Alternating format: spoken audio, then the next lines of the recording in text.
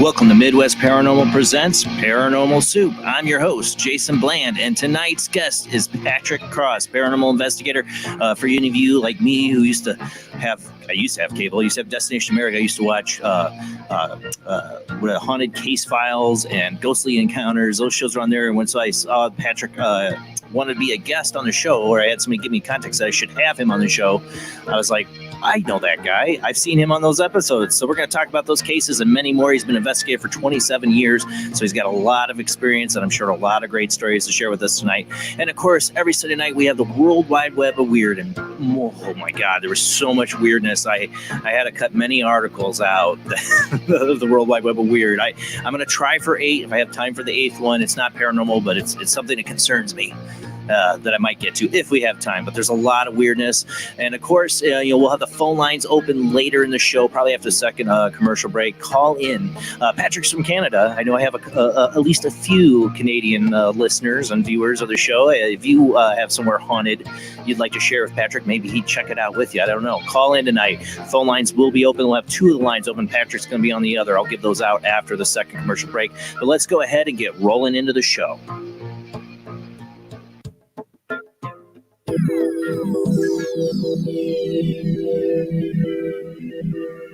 I'm having all kinds of problems with my buttons on. It was last week I was messing stuff up, but whatever, nobody cares. Welcome to another night of Paranormal Soup. I'm your host, Jason Bland. Our guest is Patrick Cross. He'll come on after our news segment, World Wide Web of Weird. Honor to have him on. Like I said, I've watched at least a couple of the shows he's been on, so I'm excited to get to talk to him about his investigations and experiences tonight. And joining me every Sunday night is my beautiful co-host, Jamie D. Let's bring her on the screen. How you doing tonight, Jamie? I'm doing well. Thank you, Jason. A lot of weirdness to get to. Jamie, you were sharing stuff. There was one thing I wish I could have covered. We might cover next week, the Alexa thing, the Amazon Alexa. There's another thing, but we're not going to cover that one. Maybe next week. But there's a lot. There's so much weirdness I couldn't get to. And, of course, help me out on the World Wide Web of Weird all the way from St. Augustine, Florida, is our other panelist here, Paranormal Soup team member Rob Autry. How you doing tonight, Rob? Doing good. Glad to be here. Yeah, I'm glad you're here too, because there's a lot of World Wide Web of Weird, so I need help. I'm here on time, even. And on time. You were here early tonight. So tonight our guest will be on after this, but let's go ahead and roll into the World Wide Web of Weird.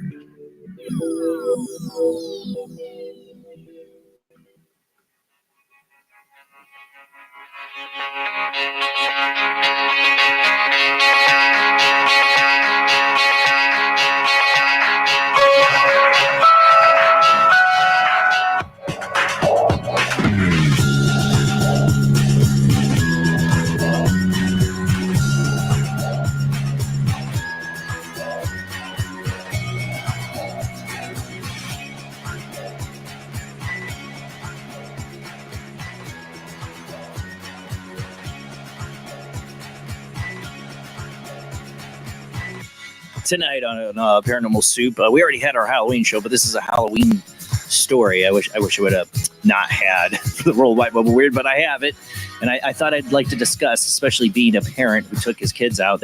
I was very proud of my sons. They went as Kirk and Spock. Dean had to be Spock. He took the Spock man over me. I talked about that last week. But I'm concerned about this story as a parent.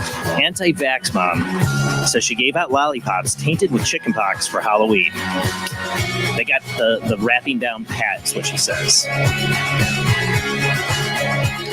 For those listening on our Paranormal Soup radio network, by the way, we got listed at number 9 out of 13 in the, well, there are a lot of radio stations besides 13, but number 9 on Talkstream's top paranormal radio show list. I'm very proud of that. Thank you to Smog, who shared that with me.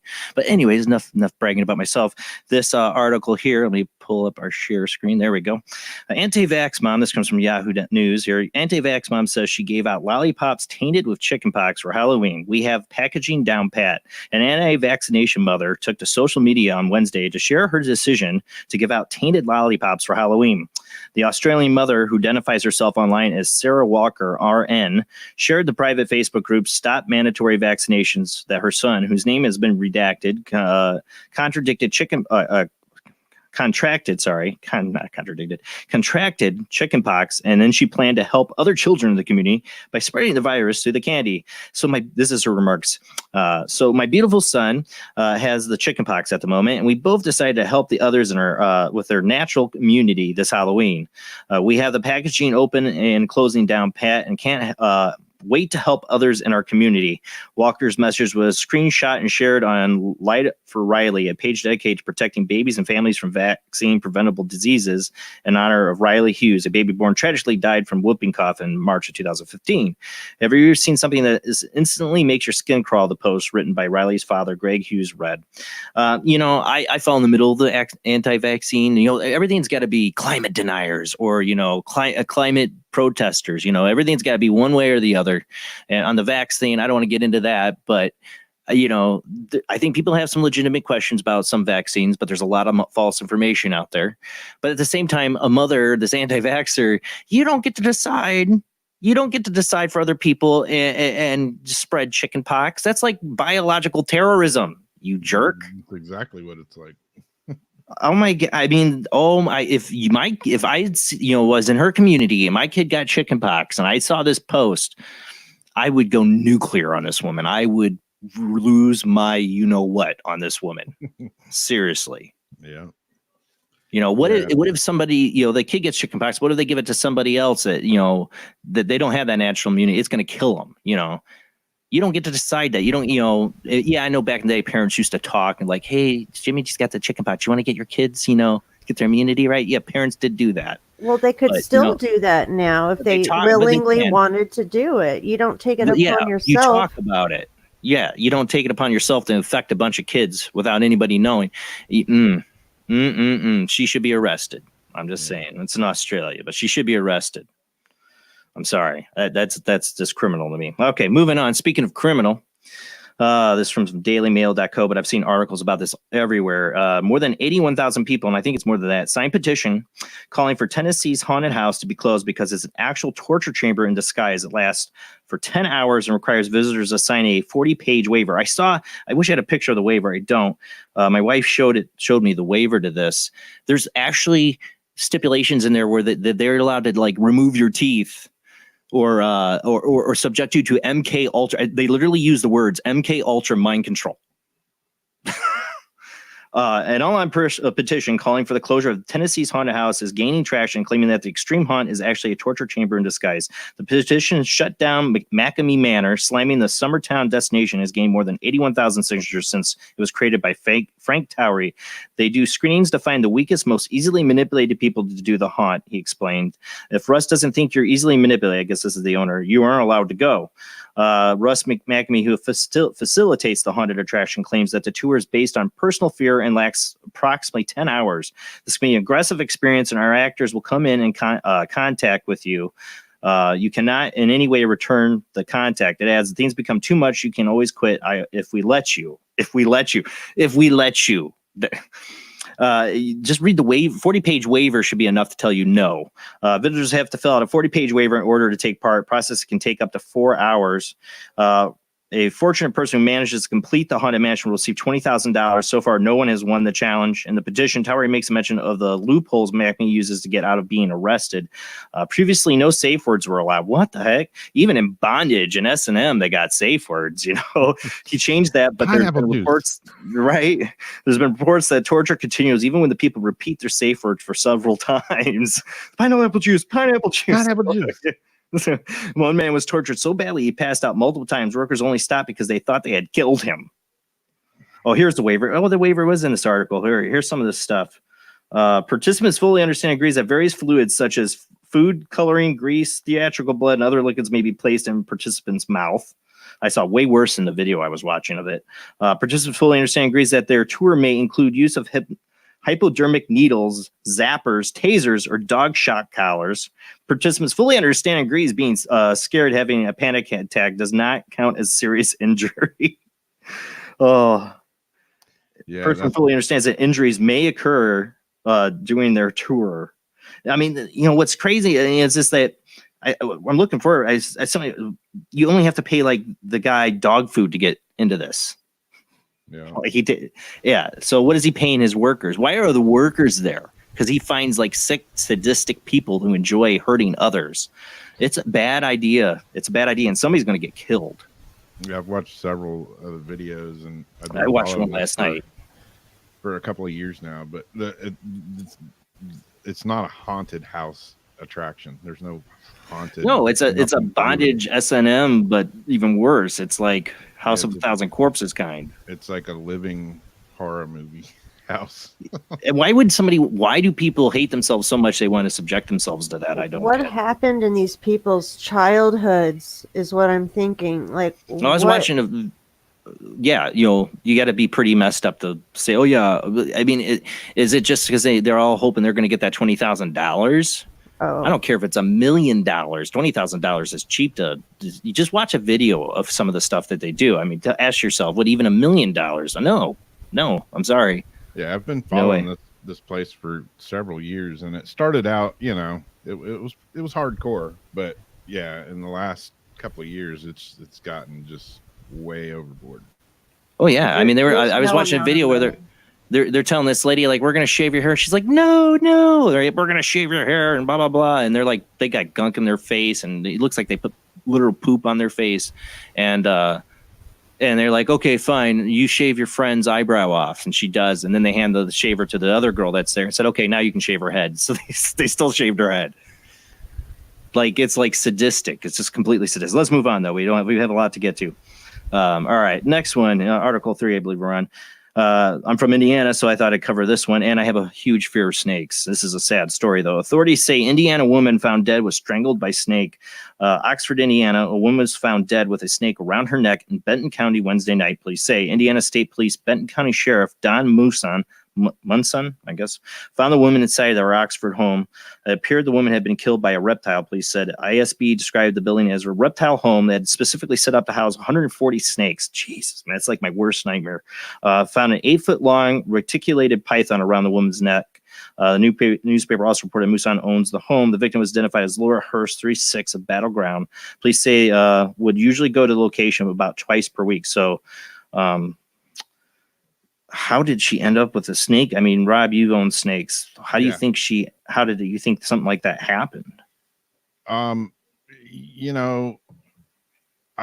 had at one point well over 300 snakes, and and I had some big ones.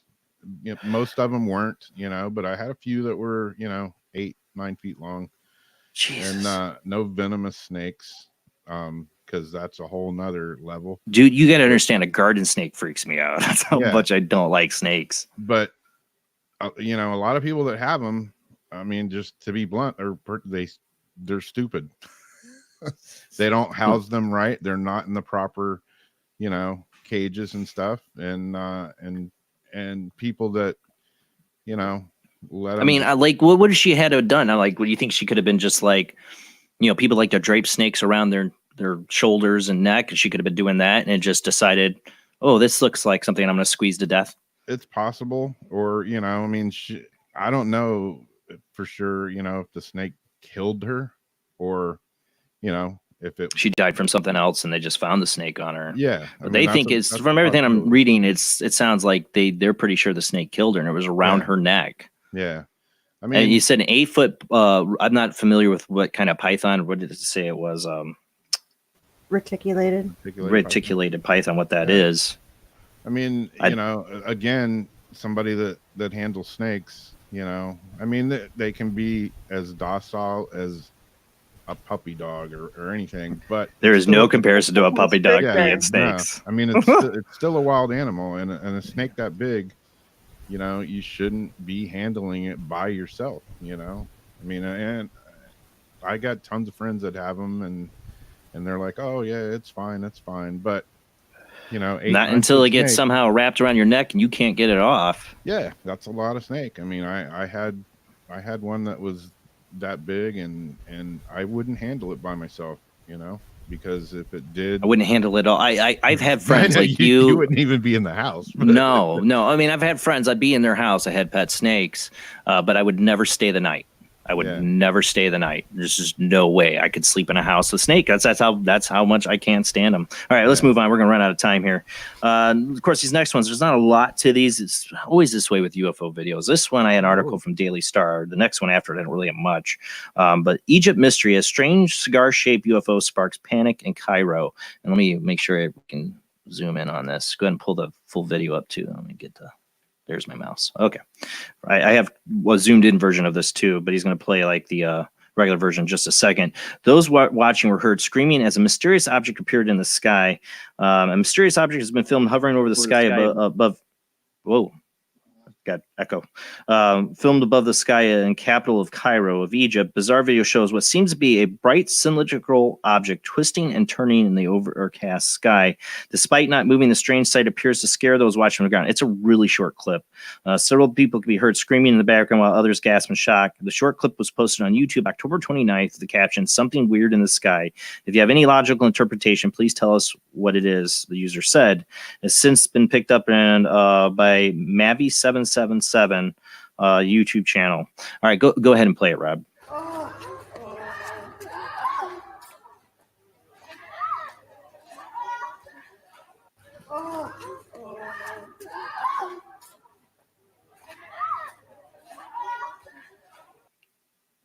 See, I told you it's a short clip, and then there's a zoom in version of it. Yeah, again. I mean, it's hard to tell what it is. It's a little white thing in the sky. I don't know. But over, Cairo, Egypt, I don't know, ancient aliens. All right, the next, no. What are you going to say? I said, do I have another version? But no, I don't. No, that's it. It zooms in at the end of the video, which you did. Play it one more time. I want to look at it one more time.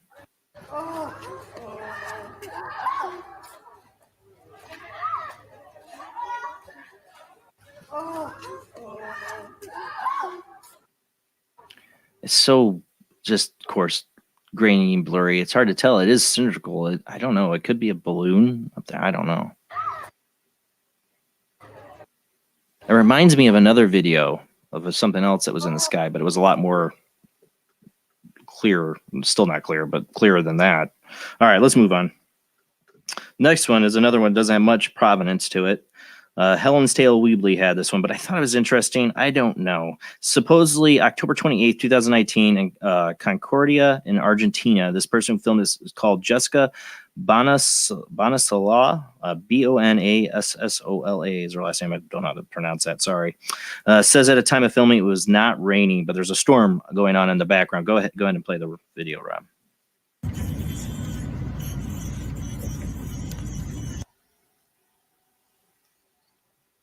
I think I had to cut this audio because there was music and cussing in the background. You see it? It drops out of the clouds there. Now, my critique of it is that it's got to be something that has no reflective surface because it's completely dark. It's completely black. If you see it, people listening, you can't see it, but it's this dark object that comes out of the bright flash of this cloud. It's got a bolt of lightning coming out of it. And what makes me suspect it's shenanigans is that whatever it would be has no reflective surface. It's completely black. You know, I mean, there's a lot of light going on there. You'd think it'd be some kind of reflection coming off it or shadow. Jamie, you were talking about this before. Seems to be no shadow from it. I don't know. It appears to me to be CG. That's what the problem with these videos. They go viral, but where's the provenance? Where's the story? I mean, a lot of people do just film the stuff. They don't want to talk about it, you know? So I don't know, but it looks fishy to me. Go ahead. Oh yeah, you're playing it. I always forget the audio cuts out.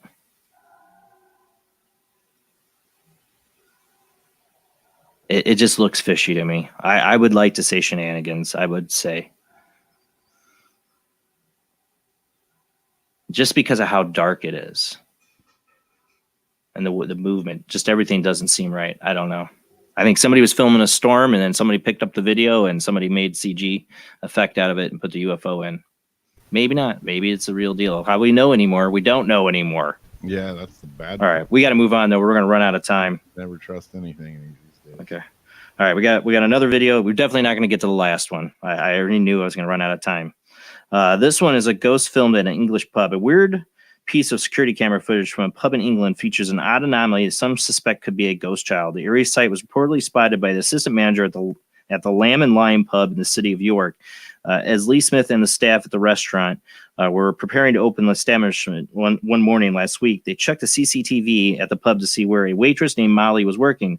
Much to his amazement, seemingly standing behind his coworker was what looked to be some kind of an apparition. I saw the outline of what appears to be a ghost, he recalled, which caused me to jump back, shocked, thinking, what on earth is that? Smith subsequently called Molly over and showed her the moment and the spirit appeared near her, and she was startled, as I was. Remarkably, he said the waitress revealed that she thought I was in the room with her and felt someone behind her. So she felt someone behind her, she said, too. All right, go ahead and play it.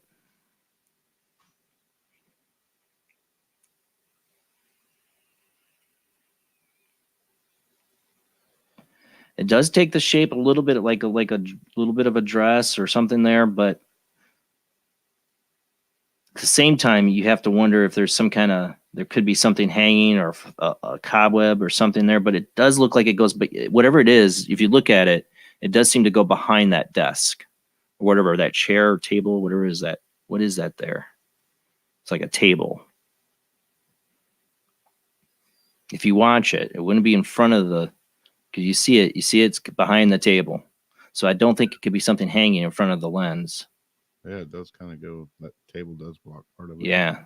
Yeah. So I don't know. It's a bit odd because the first thought was that it could be something like a cobweb or something getting blown in front of somewhere in the camera. But it does look like it goes behind that table. It's interesting. All right. We got to move on, though. We got to move on. It's number 7 here. I don't think I'm going to get to the 8th one. We'll see.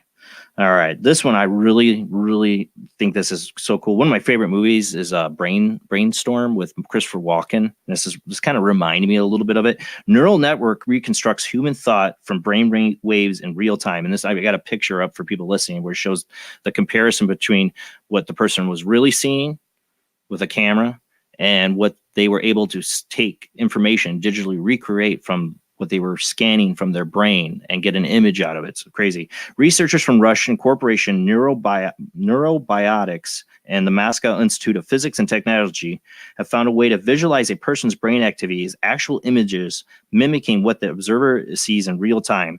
This will enable new post-stroke rehabilitation devices to control the brain signals. The team published this research as a preprint on the BioRxiv, I don't know what that is, posted a video online showing their mind-reading system at work. To develop the device controlled by the brain and methods for cognitive disorder treatment and post-stroke rehabilitation, neurobiologists need to understand how the brain encodes information. As a key aspect of this, the study of the brain activity of people perceiving visual information, for example, while watching a video, the existing solution for the extracting observed images from the brain signals either uses a functional MRI or analyzes the signal picked up via implants directly from the neurons. Both methods have similar or fairly limited applications in clinical practice everyday life. The brain-computer interface developed by MIPT relies on artificial neural networks and electrocardiogram or EEGs. Sorry, I always get that wrong. A technique for recording brainwaves via electrodes. So, I mean, literally, they could make a helmet and put it on top of your head and would like drill in your head to get these signals. But just think about that. I mean, if they can start put a device on your head and recreate what you're seeing, there's an it's a 1980s movie, I believe it was Brainstorm with Christopher Walken. Not only did it do that, like it could record what people were seeing, it could record what they felt and everything too. And that's not far from that even. They can, they can generate this and see. I mean, could they see somebody, if somebody's dreaming? What would they see when somebody's dreaming? I know they've done experiments on that, trying to recreate the brain signals from somebody dreaming and see if they could recreate an image. And I've heard there's been some success with that. And this seems along that line. Just think about that. Maybe get to see somebody else's dream world. I also find interesting too, if you look at the comparison, because what they did is they have a video they're looking at of images. So then they compare the video to the images they're picking up on the device that's reading their brain and compare the two. And you see like the waterfall, and then the image to the right of it is what the brain scan did. And it's crazy because, the brain translates what it sees. So the image isn't exactly, it's close. It's not exactly like the other image though, because it's a translation of what the person sees. I don't know. It's really cool though. The faces are kind of creepy too though. Yeah. Because they're not, like they're scrubbed kind of, but they're like the angle's a little different, and there's like differences because it's the brain translating it. All right, but see, I ran out of time. I'm already at the end of the World Wide Web of Weird. See, I knew I wouldn't have time. Dang it! There's so many other articles I didn't get to. But that's it for the World Wide Web of Weird. Our guest tonight is Patrick Cross, Paranormal Investigator. We've seen him on Haunted Case Files. Ghostly Encounters, I believe, was the other show he's been on. We're going to talk about his investigations. He's been an investigator for 27 years. And we'll open up the phone lines later. Don't forget, help us out on Patreon, $2 a month. My mom had an idea, too. If you just want to give me a tip, I am on PayPal. You can help out the show that way. Email oojbland00@yahoo.com. If you look me up there for PayPal, you can always drop a tip to help donate to the show so we can do cool stuff. StreamYard is what we're using here. I finally started taking advantage of some of the stuff they got here. You see new cool backgrounds of borders. All that stuff costs money, so whatever you can do to help.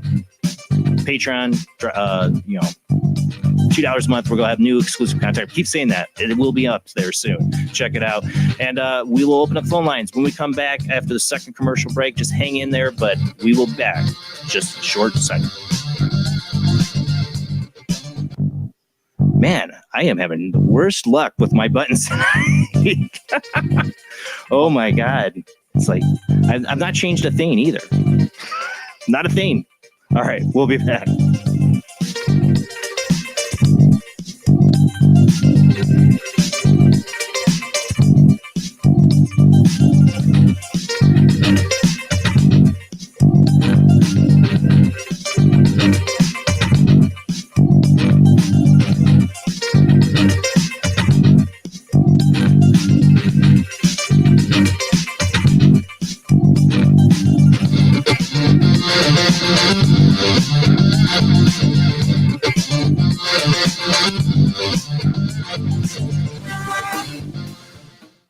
He is conducting an experiment into the combined effects of sensory deprivation and hallucinatory drugs.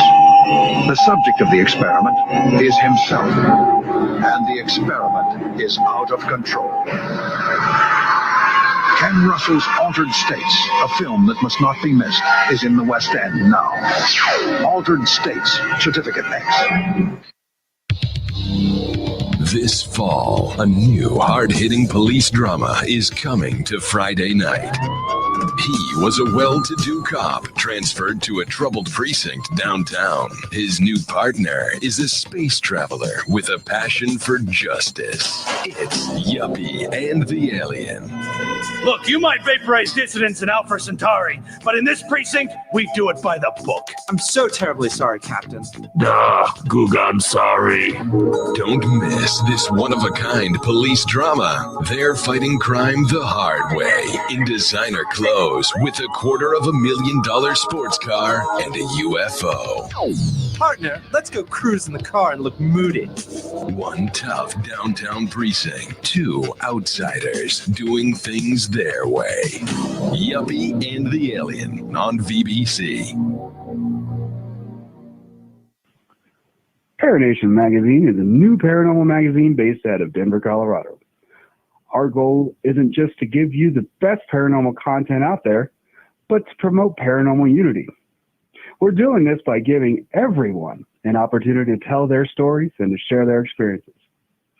For more information, follow us on Facebook at Paranation Magazine and soon, ParanationMag.com.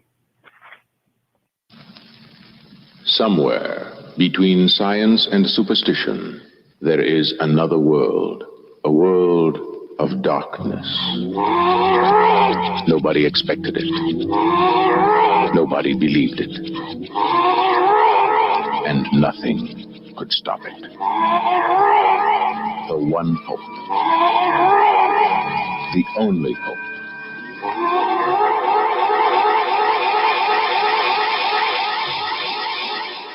The Exorcist. Warner Brothers presents William Peter Blatty's The Exorcist. The Exorcist, directed by William Friedkin. The Exorcist, rated R. Under 17, not admitted without parent. Are you intrigued by Paranormal Talk Radio? You'll love the new Paranormal Radio app from Talkstream Live.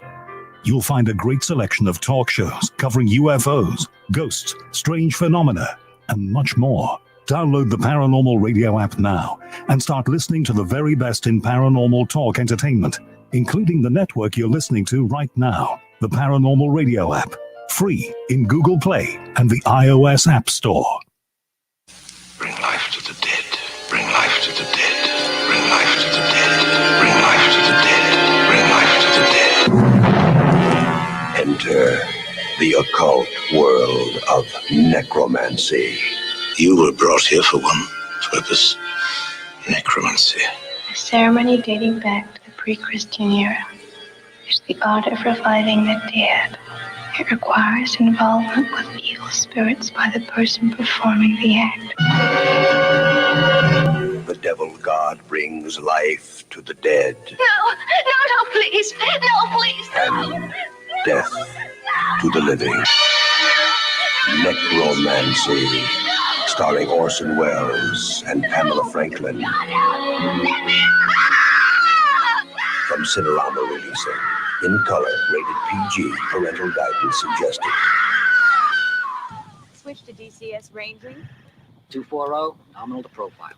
We're in the pipe, 5 by 5.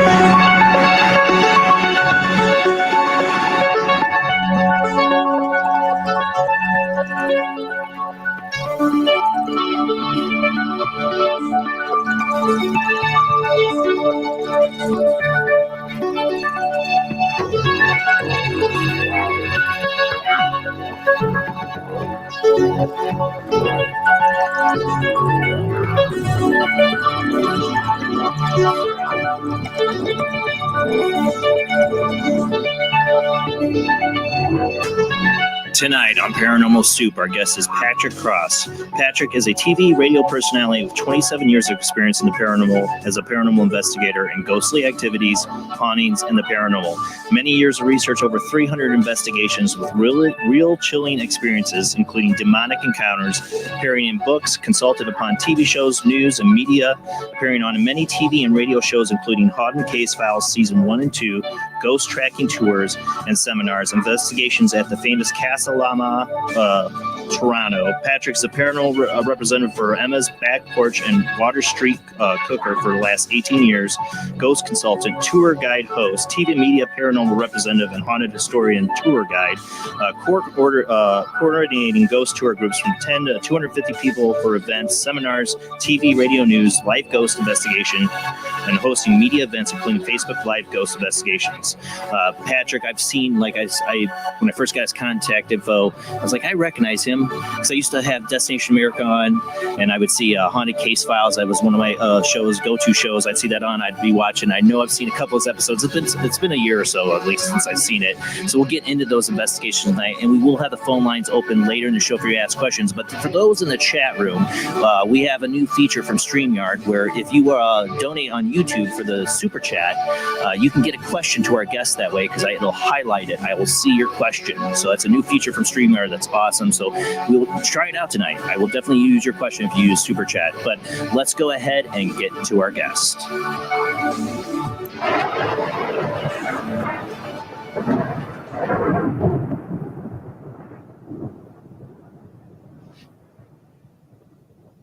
Are you there with me, Patrick? Yes, I am. Thank you for being on the show tonight. It's an honor to have you on. Perfect. Thank you. Now, like I said, I'd seen you in, a haunted case file. It's been like at least a year or so since I think I've seen an episode. What were you were on at least 2 episodes, right? Or was it 3?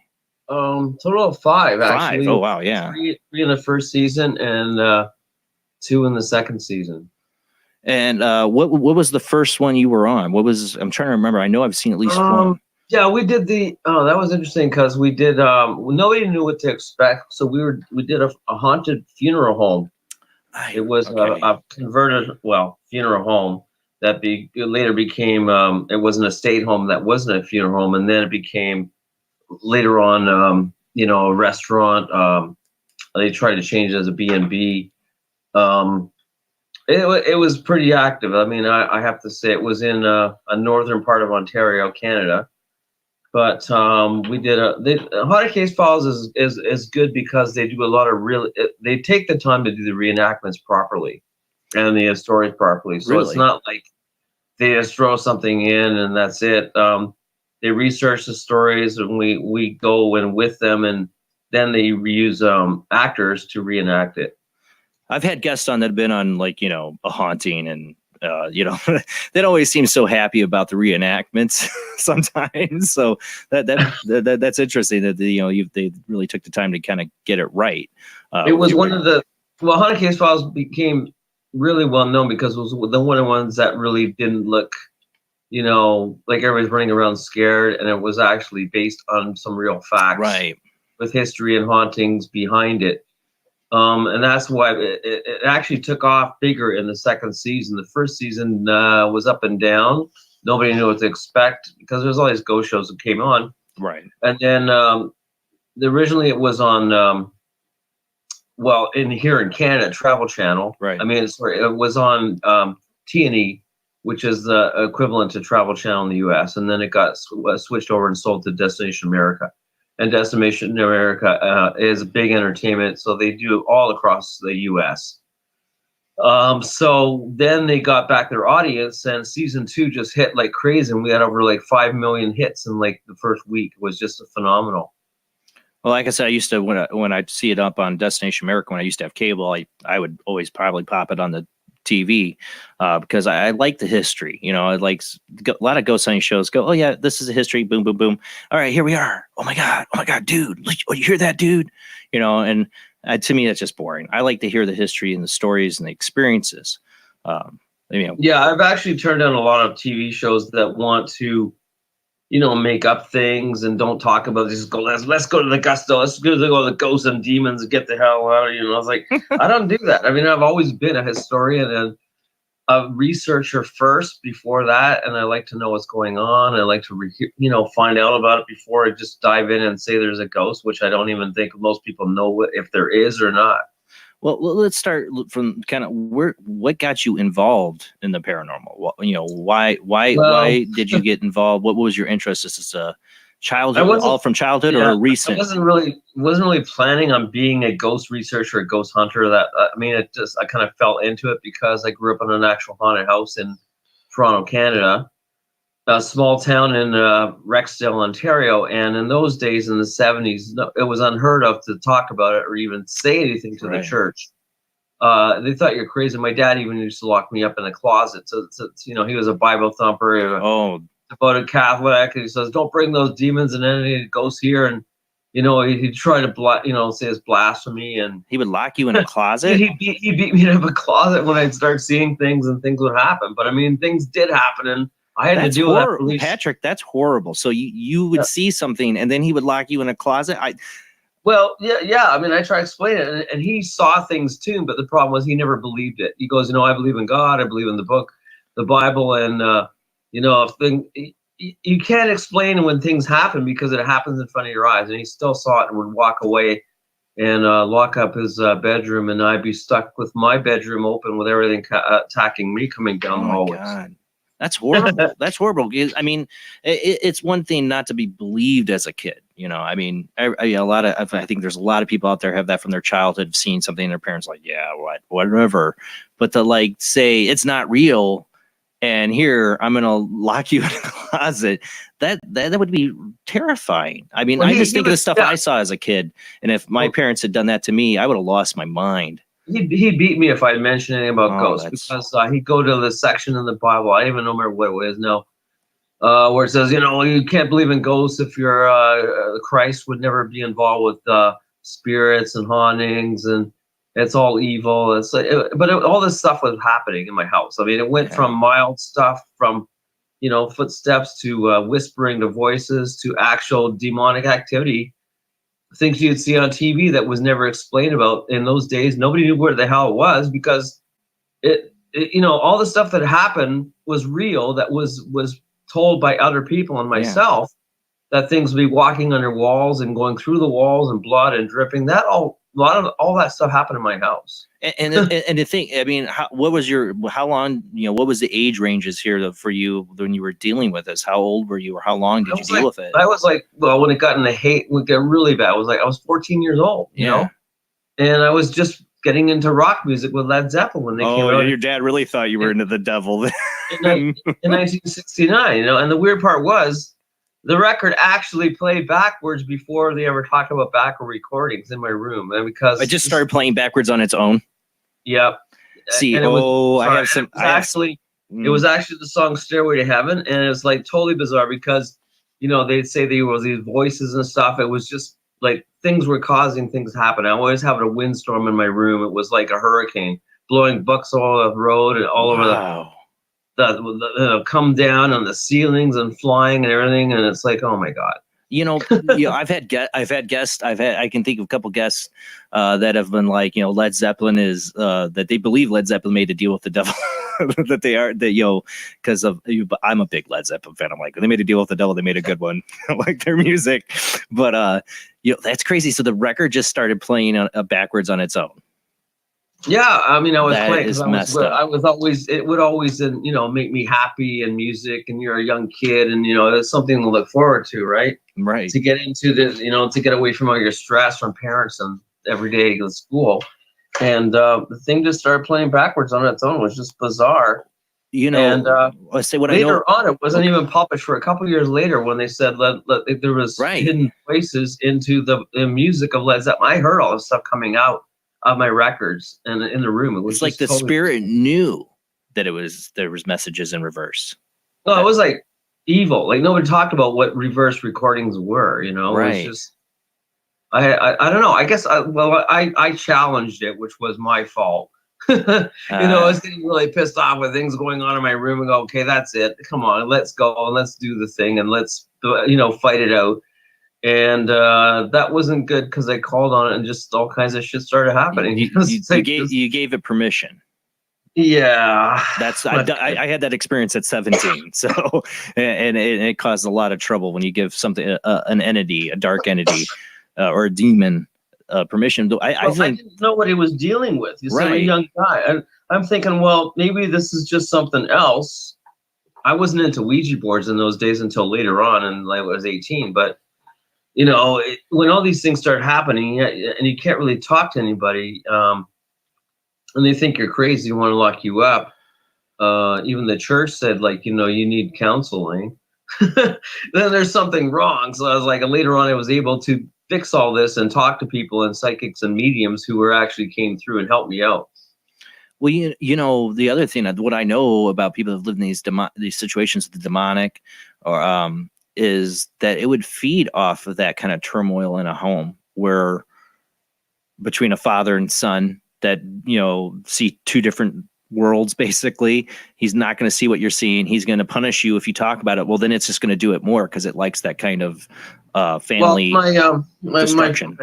We had a lot of negativity in the fact that my dad was arguing with my mother and was fighting. In those days, it was not good, because that kind of generation, your father was, this is my castle, this is my house. My rules. Excuse me. Sorry. And if you don't want to deal with it, then don't deal with it. So this is what kind of fueled your experiences, being a teenager, dealing with the unknown and not being believed. So is that why you got into it? Just to, kind of prove I had no choice because I had to live at home. I couldn't, move out, see, until I was older and finished schooling or college. So, I mean, I had to deal with it. And I try to analyze it honestly as a real, like, how is this working? How is this happening? And my mother was very psychic and sensitive, and she was more of a medium. And I guess I became the same thing. I would always just be things being attracted to me. Oh, well, they say it's passed from your mother. Usually these kind of things come through the mother down the line. So you think you might have picked up some of her ability? Yeah, but I mean, obviously when you're at a younger age, children see more things and you pick up things and they come to you and they try to come through to you. And that's what was happening to me, but I wasn't really understanding what it was. And I was always getting affected by, voices and whispering and talking. And I developed clairvoyant abilities because a lot of people who are mediums or psychics have a certain gift. Right. So some people can hear, some people can see, some people can smell, touch. I became very clairvoyant because I could always hear things and they'd be talking for, oh my God, for half an hour or hours, and they wouldn't shut up. I could hear all this and I could record the same thing that they were saying. What, like EVPs? Yeah. So, I mean, I could talk a whole conversation. They just come right through and talk to me and I could record it and say, well, this is exactly what they said. And then I'd play it back and I'd have it on EVPs and recordings. Yeah, I'm being the paranormal investigator, first piece of evidence I ever got, of course, was an EVP. And I was hooked. ever been hooked ever since. I caught EVP. Yeah, I know. I just got infatuated with it because I was into sound at the time and developing sound and acoustics and playing guitar. And yeah, I was a musician too. Yeah, exactly. Yeah, so that also was, and then eventually became a sound engineer and recording engineer for CPC Canada and a lot of other famous studios. And so I used that ability to analyze sound and work with it. And it was really, I learned a lot because you can actually apply that sound experience into ghosts and activity and EVPs and recordings and how audio works and how it affects and how it all comes down.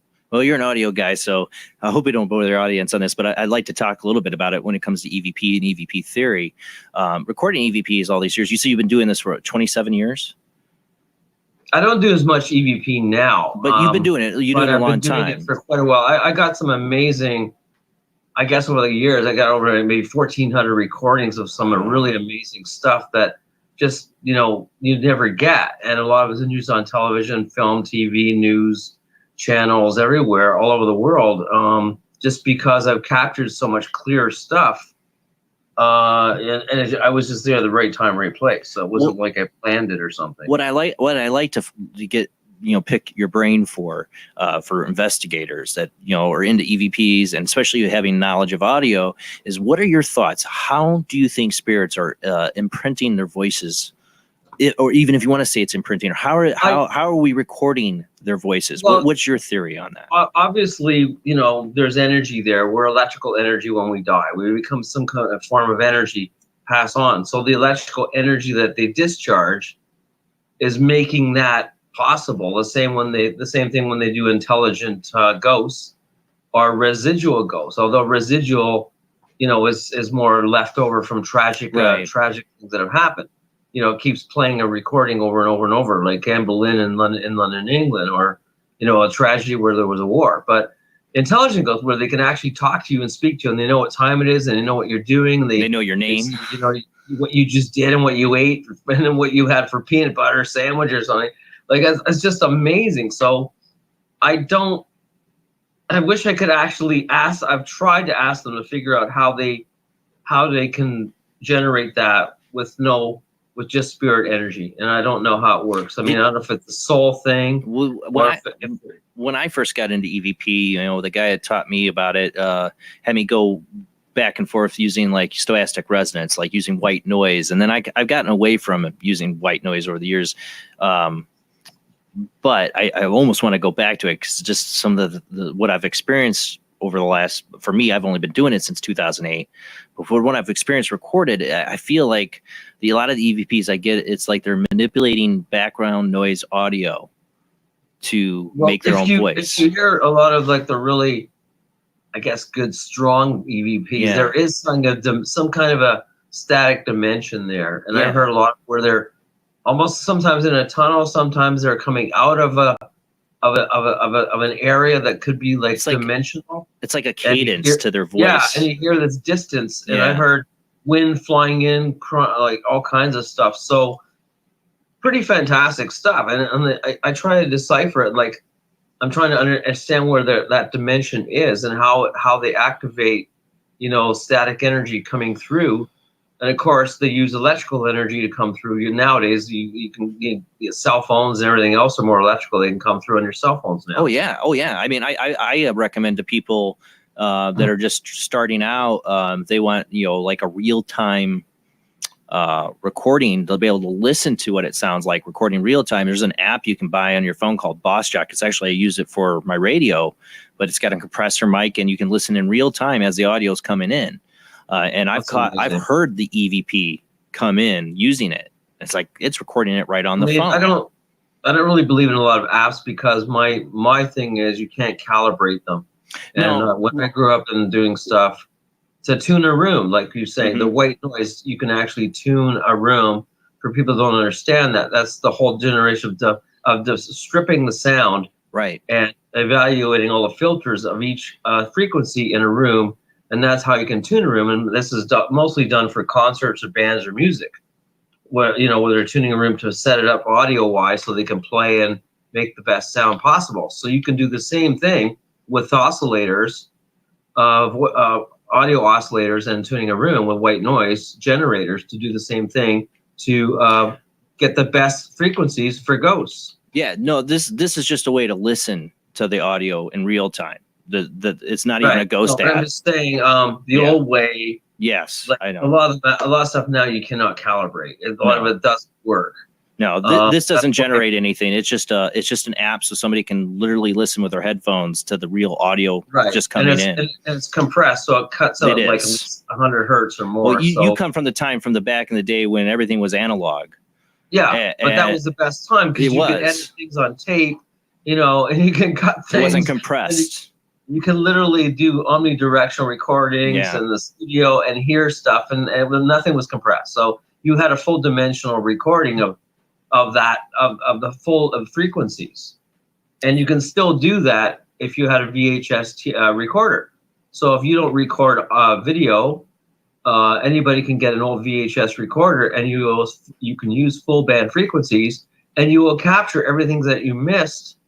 I used to have one. I mean, I still use that to this day. My last one died on a haunted location. I was like, no. No, I swear by it because it's the best analog stuff you'll ever get. You'll get the capture of the low frequencies, the sub-low frequencies. I used to catch so many EVPs on that camera. It was like, I have to get another one somehow. And a lot of people don't understand that, but if you really want to go back to that, and then you can still update it with the new stuff, you can cross reference with it back and forth on the digital side, Well, yeah, I mean, it's eventually got to store it digitally nowadays. Well, because sadly, when you compress something as an MP3 or an MP4, make it a wave. Now you lose the high end and lose the low end, so you lose half of whatever you caught on the frequency itself. Oh yeah. Oh, I know. I've converted a wave EVP over to MP3 and totally lost the EVP. Yeah. And I still think wave is the best. I mean, it takes up more band space, but it's still the best. And then you can still edit it and chip it out and then cut it and then make it an MP3 at least. Yeah, that's what I've done before. Because I mean, it's just how much I know we're getting technical with people, but I can't help talking about it with other investigators when it comes to because I started out at a time when digital was pretty much hitting the market, But I started out with a tape recorder, like a cassette tape recorder and a micro cassette, which was awful. That thing had a horrible noise. Well, I had the original analog, a real tape recorder. Yeah.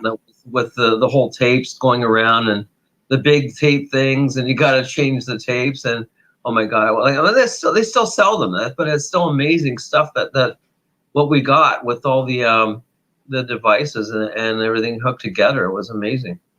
Now doing this, I mean, did you start? How did you start out? Did you just like start kind of learning on your own, or did you seek out a group? I was an apprentice for recording studios, and I was thankful to be a part of some of the famous ones like Mushroom Studios in Vancouver. I worked with the Hendrix Studios, Electric Ladyland in New York. Yeah. I was really just to just get into a lot of these people that were famous and were doing recordings, and was honing my skills and getting an apprentice and learning from there. And I just eventually I didn't ask for money. I just did all this for free so I could learn stuff. And they just bring you and say, yeah, you want to learn? Come on down. It was cool. And check it on sessions. And I was with, sessions with, all kinds of bands, famous bands. Frampton at the time was recording, and all kinds of stuff was happening. Leonard Skinner, I was on their sessions, and it's like, oh my God. What I was wondering is like, what took you from being a sound engineer to start recording Voices of the Dead? When did that occur? It started, I guess, because I had my own experiences at home, and I would start little bits of recording there. Right. And then I got, always things would start happening. We'd hear stuff in a studio. That's what I was wondering, if you had EVPs come while you're recording. Well, Morin Heights was one of the most famous studios in Canada. That's where Rush recorded, and burned down recently the last year. It's not there again, but it was haunted. There was all, because it was a land, and there was all kinds of stuff going through there. We'd always get all kinds of off sounds, and what Rush would actually incorporate these weird sounds into their music, and that's how they developed a lot. So they go, well, that sounds totally bizarre. Let's make that into the sound. So like, Tom Sawyer was developed about sounds of like ghosts coming through. Really? That is awesome.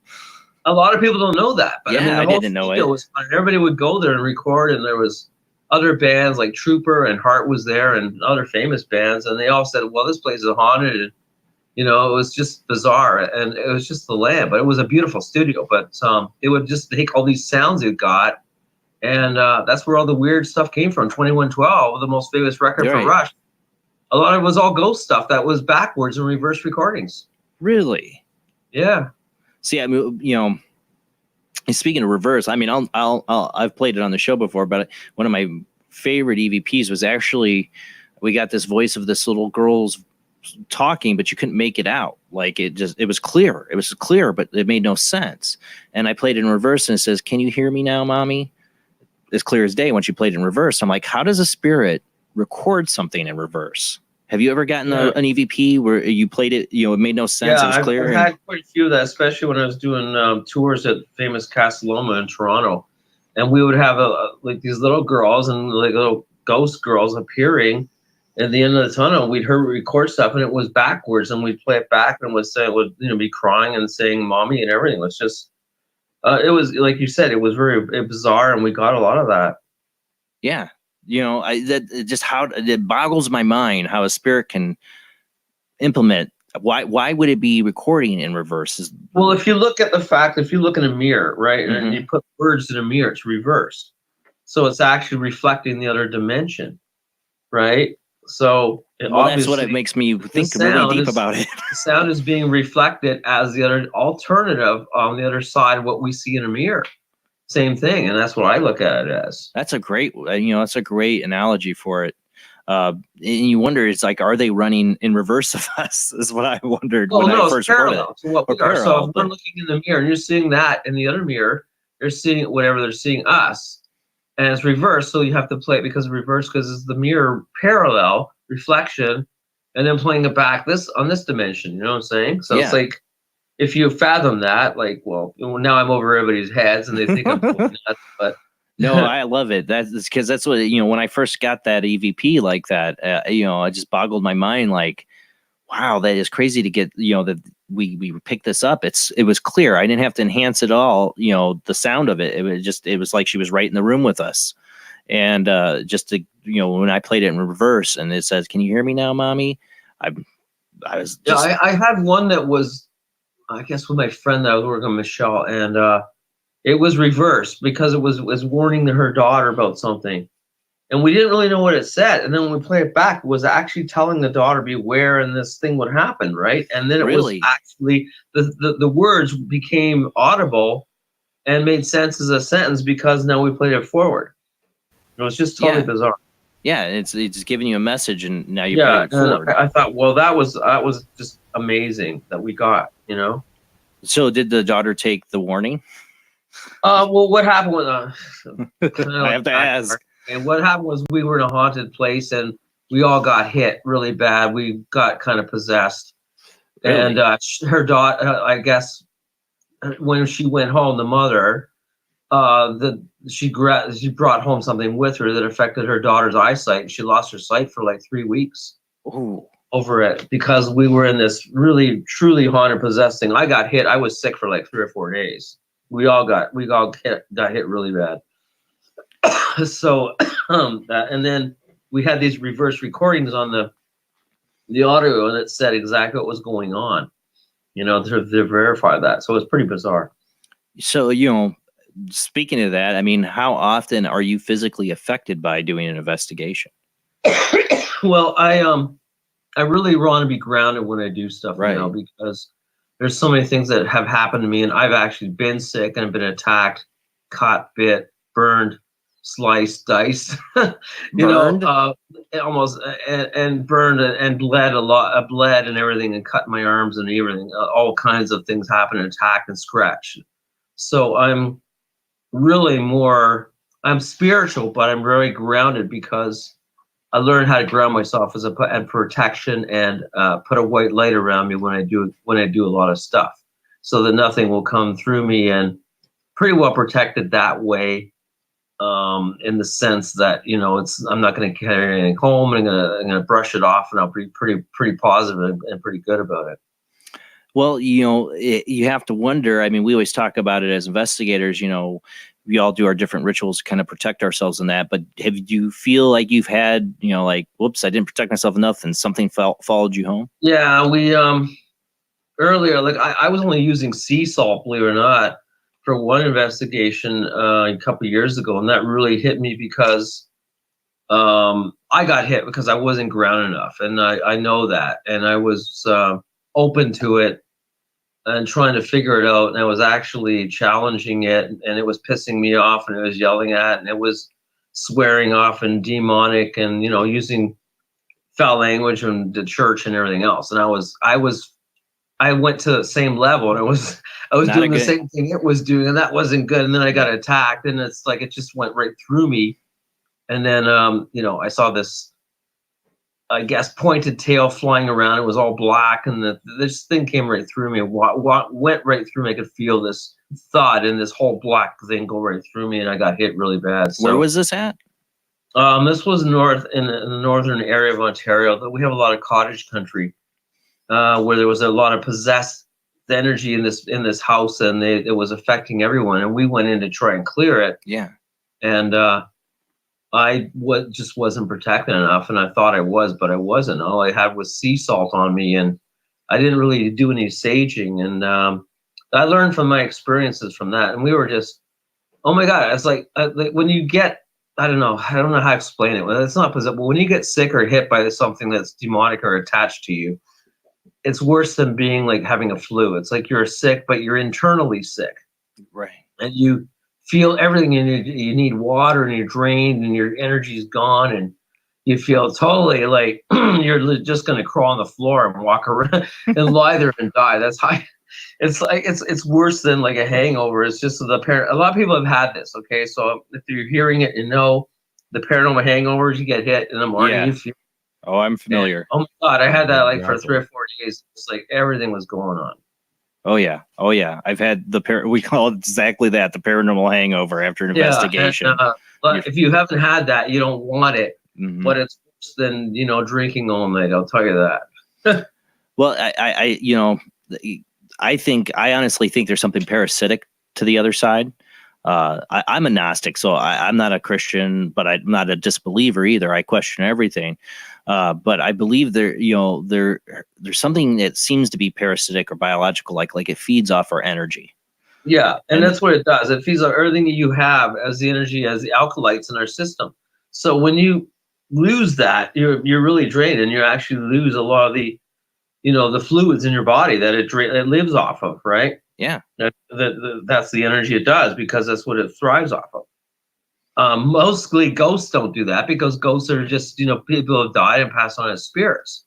But when you get into all these entity things, they never live. They're always dead. So that's how they live and thrive, is through you as being possessed and taking over your body.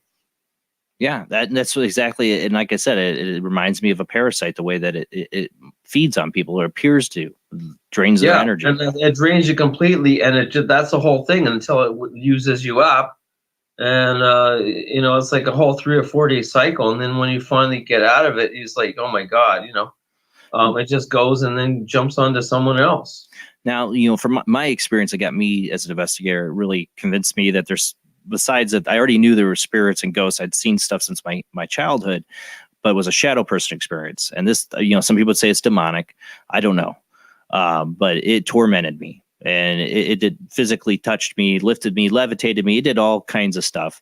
But have you encountered, you've encountered the demonic? Have you heard of the shadow person experience, or do you believe that's just all demonic? Or to me, it felt like it was something different. I've encountered it a few times, but I found recently in the last year, they come in groups of 3s. We have a cemetery here in Burlington, Ontario, which is one of the second oldest in Ontario, Canada. And for some reason, it's been on and off where I've seen these huge shadow people things. Yeah. Just leaning over and hanging around, the cemetery. And the cemetery, most of the graves are 200 years old. But they're all like in the back, and they're like, you can see it, like it's pitch black, because you can see them blacker than black. Exactly, blacker than black. That's exactly, and they'll it. be just like leaning over, like like tall, but they're just leaning, and it's like they're tall, thin people things, but they're definitely a person, or a male, or looks like a male person. But they don't do anything. They just watch you, and they just follow you and stalk you, And it's just weird, because I never got like a possessed feeling. I only, my back of my hair went on my neck. I mean, sure, I was freaked out. But they don't do anything, and as soon as you shine light, they're gone. Like they just the shadow. There's no shadow there. The light goes right through them, and then they, it's just. Well, I don't know what I challenge. I don't challenge them. Don't challenge them, because that's what I did, and I it almost drove me to my brink. Really, eh? I've never challenged them. I've always been like curious and trying to talk to them. But I never, I just going like, well, what the hell are you? What are you doing?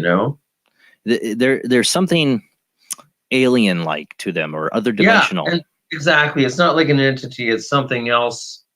It is like a living entity, but it's not like a low entity spirit, right? Right. So there's a big difference on that. Well, being in Canada, I would have to think you've had a lot of investigations that have to do with Native American too.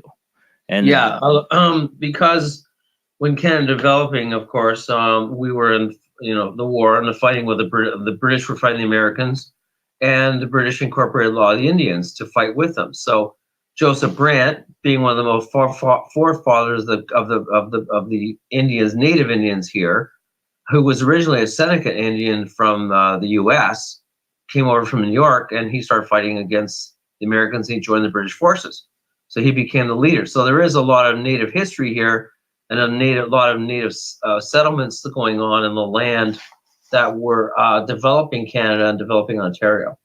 Why is it you think that Native American land places have the kind of activity they're notorious for? Well, they consider their land sacred. That was their land. That was their home. The water was their home. So they claimed it as sacred, and they very spiritual people, Native people. If you've ever been to wigwams and all that stuff with their dances and their tribes and things and their ceremonies, just fantastic stuff, because they're very heightened, and they get into the whole spirit side, and they talk to the spirits. So they're very protective of that, and a lot of people don't understand their ways or the Native ways. So they're originally from the land. They're originally, the most natural of people, and they respect all living things. So combined, that's why they curse the land, so that a lot of the the newcomers, the white man, would be cursed to take over their stuff and try to change them, right? Right. I mean, it's where most magic, I think, comes from, is from people who are powerless physically to stop something or stop someone, and then they turn to the other realm as their way to fight back. And people are guided by shamans. I mean, shamans are the most spiritual of all, that can help you and guide you on your way and open the door to that spirit realm. And I think that's what a lot of that's based on. I mean, I've been involved with that. I've been with them, and I think it's just fantastic stuff. It opened a whole my spiritual energy on when I'm with them. I just feel a whole lift, a whole lightening of actually the spirit person in you, as opposed to just being the regular person that you walk around as. Well, but what I was wondering is, with the really negative stuff that seems to be tied to Native American land, you talk about the curses. Do you feel like they've summoned demons, or they've summoned some kind of other entity that's protecting it? It kind of backfires, because if you know some of the history and legends, they conjure up some of the demon energy to protect them, and then it backfires and it goes against them. So especially the whole history of the Wendigo. The Wendigo is the most famous of Native feared things that they've conjured up, but then it takes over and it comes after them. So the Wendigo is kind of protecting them, but they're actually pulling them in and taking their souls and their bodies, right? Right. So the Wendigo is mostly water based, and if you see them and it sees you, it will drag you into the water and drown you and kill you and take your soul. So the Wendigo is a native feared entity spirit, which is very real, especially in up northern towns or lumber towns, or in the north, or even in the U.S. That are feared by the native Indians, but are very well respected because they understand what they are. I always find it very interesting, though, the similarities between like the Wendigo and the other cultures, like in China and Japan and India, the other similar water creatures that will drag you in, or the same kind of magic, like it backfires, on people. Yeah, and it backfires because I guess they made it so powerful that it comes back, and then it comes back to kill them. Or like the Jewish golem, it never ends. Exactly. So I mean, exactly, and it's like the same thing with it's the water-based, water-related, and the native land. It's all part of that. And on that note, when we were doing haunted case files, we were right in there with the native land and the sacred ground, and that's how we got all attacked by this demon stuff that kept protecting it, and we just totally got. Was this on an island? Yeah, it's an island in the north. I remember this one. Ontario. Yeah, yeah. A huge lodge that was a playground for the rich, and a lot of people would come there from New York and everywhere else.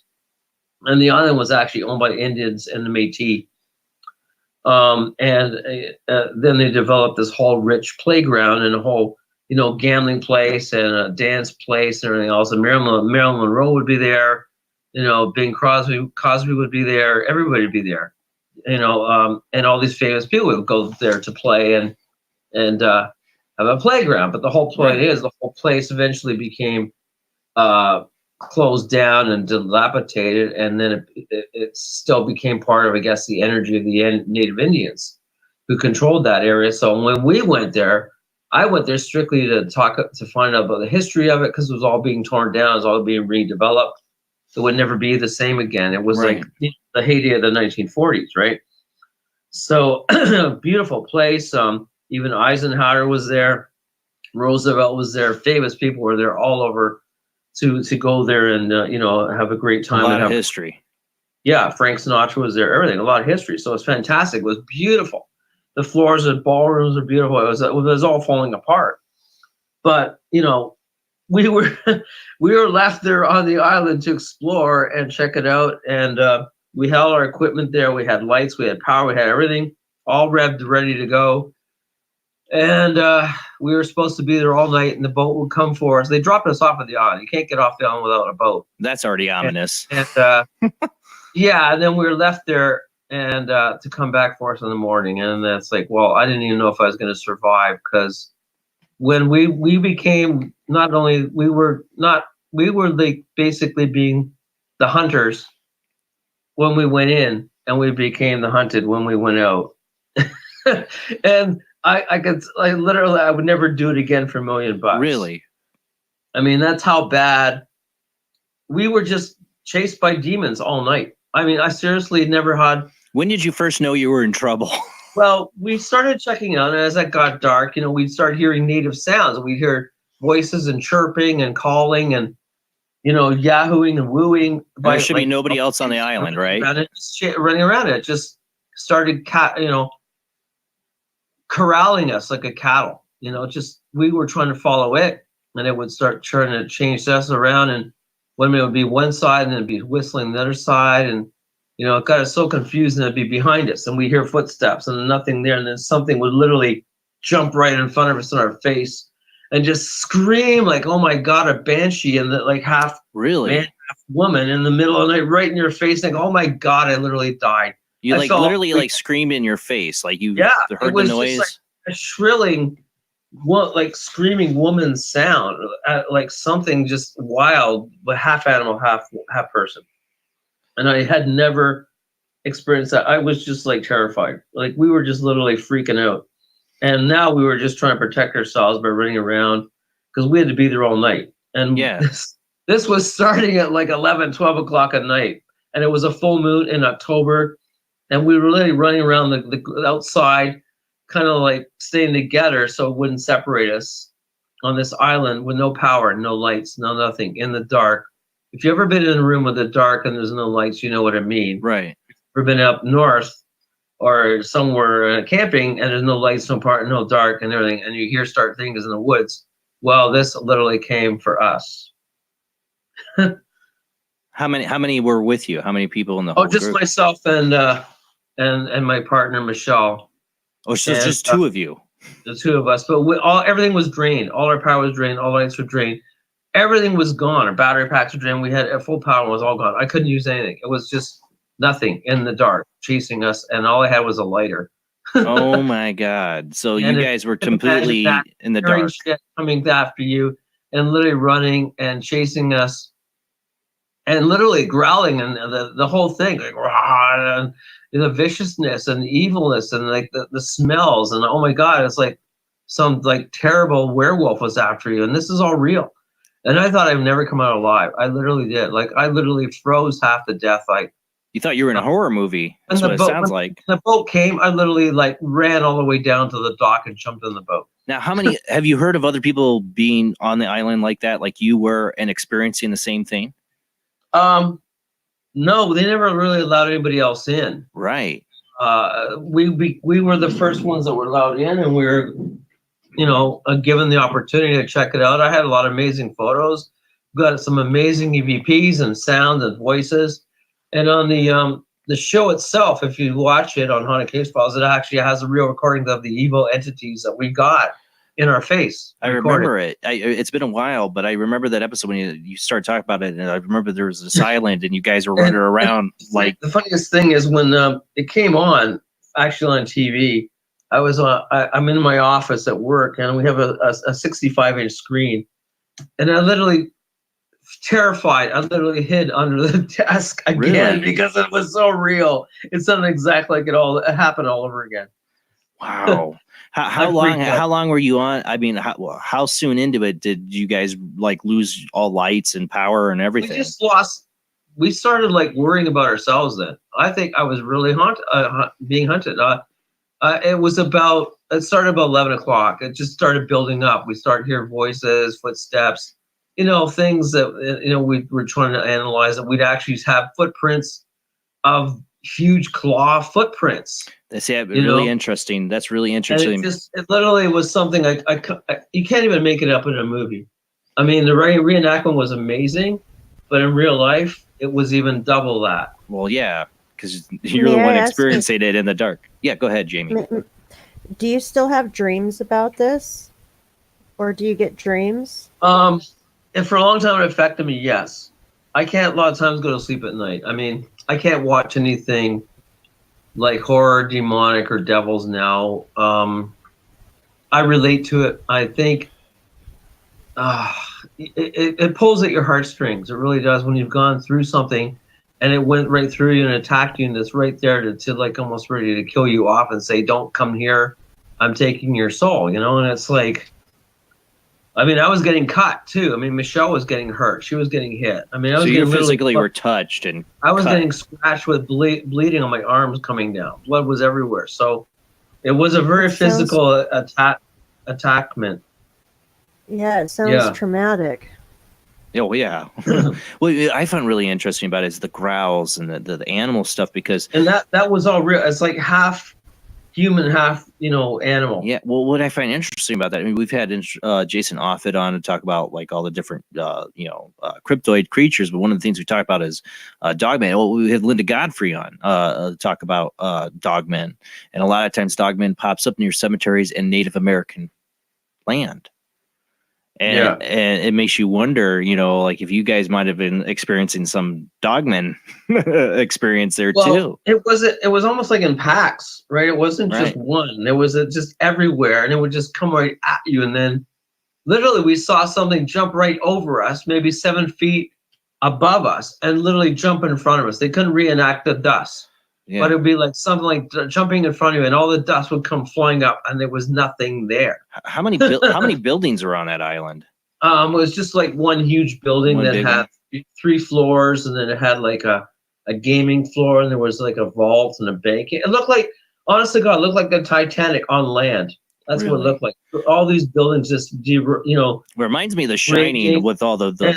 It was fantastic. Like, but you go through it was like, on land, the Titanic with all the walls and the ceilings and the building, everything was being all re-roaded. It's just fantastic, though. What happened to have they already turned everything down? It basically went through a bad winter. They were going to try and fix it up and rebuild it, and the winter destroyed it. All the roof caved in after we left that winter, and it had to be torn down. But sadly, it was just beautiful. That's so sad. It was like the beautiful stairwells and the way of the ballroom. And it's like, oh my God, it was like something out of like a movie out of the 40s. Well, it reminds me of The Shining, just the way the history of it, all the people that came there, and the probably, you just imagine the history and the parties that were there and everything. Yeah. It was just, you just imagine, you could feel the energy of these people that were there dancing and all night, like they're like, in the moonlight. It was just fantastic stuff. But again, obviously the dark side was attacking us not to be there. Well, yeah. I mean, this is the thing. Most people, I always say with the paranormal, there is a danger. There is a danger. Some people are like, oh no, it's all positive and light. And I'm like, no, there is a darkness. There are things out there that can hurt you. I don't think it's around every corner. But there are places like this. You have to be aware, and you can usually sense if something is. Everybody has a psychic ability. Okay, you can sense if there's something wrong or something there. When I worked with Ed Warren, he said, oh really? He would sense stuff because his wife, Lorraine. Yeah, Lorraine was more sensitive than him, but he just sensed things. He goes, I walk in and I could just feel this, that my hair would just go up. Whatever hair he had left on his head. And he'd go, I could just literally walk up on it. My stomach would just turn. He used to tell me that. Well, I've had that feeling around certain people that I felt had something attached to them. It's that turning in your stomach and danger. It's like a danger warning. Yeah. And you just want to run. Yeah. Or you just get as far away from them as possible. Exactly. And you don't know, you don't want to look at it and to face it, And there's houses like that. I've had houses like that, that locations, but I've had more people than houses that have given me that feeling. Wow. So you actually met and got to work with Ed Warren?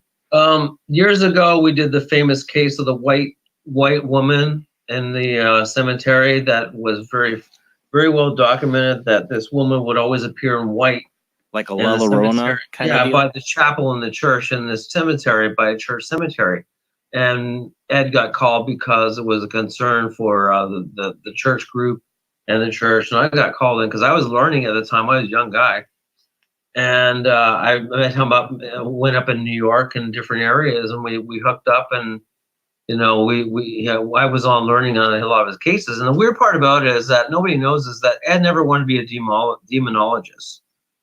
The only reason he got called in to be a demonologist, he was always into ghosts and spiritual and history. And he really hated the term demonologist because that's not what he was about. He was a historian to begin with. He was an author. Right. And he was just curious. And there was nobody else to do it at the time. And then he finally became, everybody was labeling him as a demonologist. So he said, well, I guess that's what people call me because that's where he became famous from. And his wife was very spiritual and psychic, Lorraine. And they became the demonologist team. And the big thing, of course, was Amityville, which took off after that. Right. But he always hated being called a demonologist. He said, call me a researcher, a historian, because I'm not a demonologist. He used to tell me that. Yeah, I mean, because it gives people kind of, a preconceived idea of who you are. And well, nobody even knew what the term meant. Right. They thought, well, it was church related. You go to a church, you go to a priest, that's what they do. And he didn't want to be he didn't want to be associated with the church because it wasn't his thing. It's like he would acknowledge it, but they'd all come to him and say, well, Ed's the demonologist of this church, right? And the church would follow Ed. Like, it was just kind of bizarre because they had somebody to look up to, right? Right. But he hated that term. Well, he was at a time when, like, The Exorcist came out, and then later on the Amityville Horror, and people are more aware of what's going on around them, and a lot of people are like, I'm possessed by demons, and the church is no help.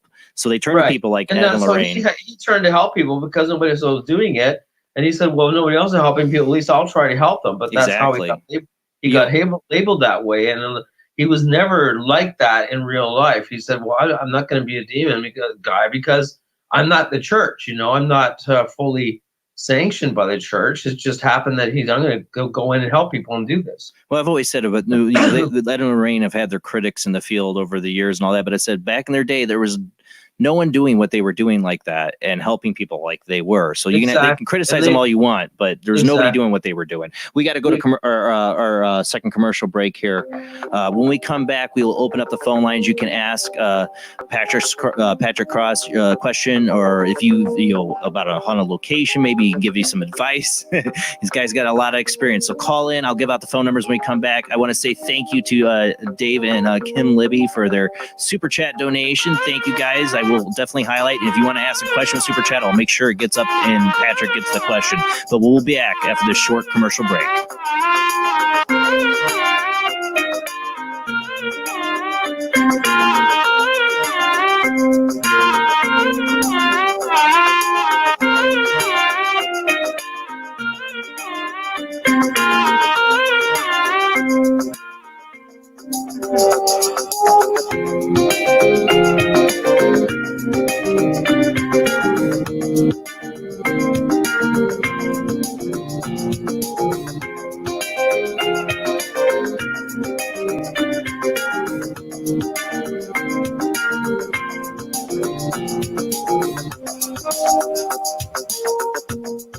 When Alex Gardner is asleep, he has an extraordinary gift. The government wants it, the scientists want it, but to keep it may cost him his life. It might be better if Alex didn't sleep at all, but he cannot resist entering the dreamscape. Can you? See Dreamscape in the West End and all over London now. Certificate 15. It takes an extraordinary adventurer to enter the dreamscape. Knights of the Road, here's your stallion. The car for freedom. The car for hot excitement. The car for a man who is alone against the elements. Matsu Thunder. The pride is black. It's the power of a compact. It looks small, but it's so big. Fuel injected. Inject me. My Matsu Thunder. On the toll road of life, you have to pay to prove you can. Live the emotion of an individual. Thunder. The awesome power of nature distilled into one vehicle. Because after you get struck by lightning, there's thunder. The Matsu Thunder.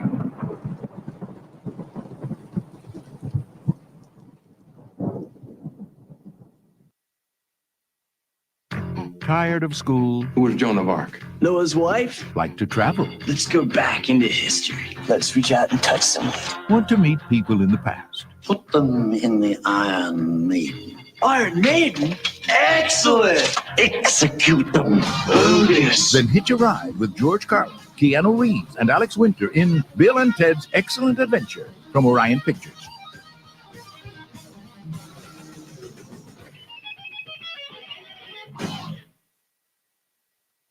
Hi, Jill. What are you making? I'm making average noodles for my kids. What are they like? They're distinctly average. This one is broccoli flavour. That is very average. I could barely raise any extreme enthusiasm for those whatsoever. You should try their other flavours like carrot, plain fish, and potato. Are they quick to prepare? Compared to other noodles, you mean? Yes. They're pretty average, actually. Well, I might just possibly go and maybe buy some sometime in a bit, perhaps. Yes, I'm sure your whole family will be mildly interested in average noodles. Average noodles, they're okay, just nothing special. Hi, Jill! What are you making? I'm making super noodles! For your kids? Stuff that for me! What flavour are they? They're magnificent mild curry! Oh, they are super! Wait till you try their other flavours, like sudden fried chicken, barbecue beef, and cheese and ham. Wow, Jill, this has changed my life! Now I really appreciate the meaning of the word super as an adjective. Mummy, can we have some? Yes! In fact, let's invite the whole street round for tea! Yeah! Fabulous super noodles, not named super for nothing!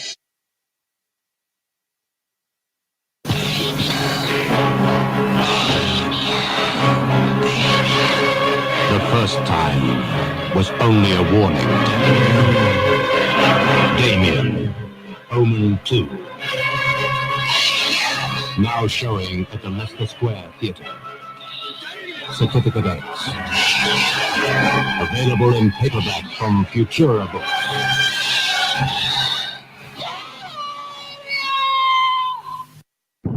Are you intrigued by Paranormal Talk Radio?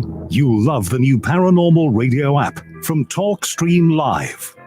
You'll find a great selection of talk shows covering UFOs, ghosts, strange phenomena, and much more. Download the Paranormal Radio app now and start listening to the very best in paranormal talk entertainment, including the network you're listening to right now, the Paranormal Radio app, free in Google Play and the iOS App Store. Vince, you said before you were waiting for a sign. What sign are you waiting for? Gozer the Traveler. He will come in one of the pre-chosen forms. During the rectification of the Voldrani, the Traveler came as a large and moving torb. Then, during the third reconciliation of the last of the McKettrick supplicants, they chose a new form for him, that of a giant slore. Many Shubs and Zools knew what it was to be roasted in the depths of the slore that day, I can tell you.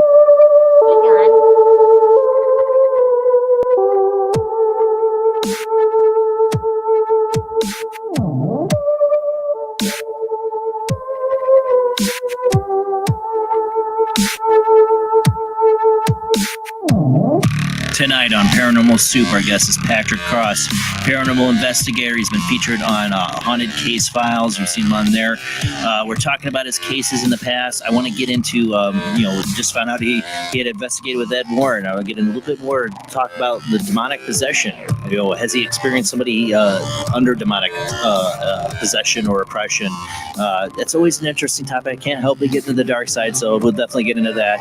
But the phone lines are open. If you have your own paranormal experiences you want to share tonight, or you want to ask Patrick a question about his experiences, or even a place, maybe you're from Canada and you want to know if he's investigated, he might have in 27 years, he's probably investigated a lot of places, call in. Or you want his advice about your own haunted situation, always a good time to call in. We have an experienced paranormal investigator on like this. But the phone lines are open at 219-230-4444 or Skype ID 00JBland00. Those are the two lines. The other two phone lines I won't even mention because you can't call in on them tonight because we have Patrick on those lines.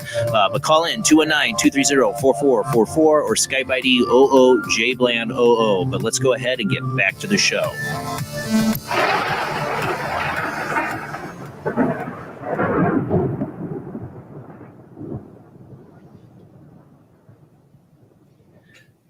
You still there with me, Patrick? Oh, yes, sir. Thank you for hanging in there. You're talking about Ed Warren. I mean, yeah, he got drawn into a lot of the demonic because, like I said, the church it wasn't there for people a lot of the times, especially in the 70s and 80s.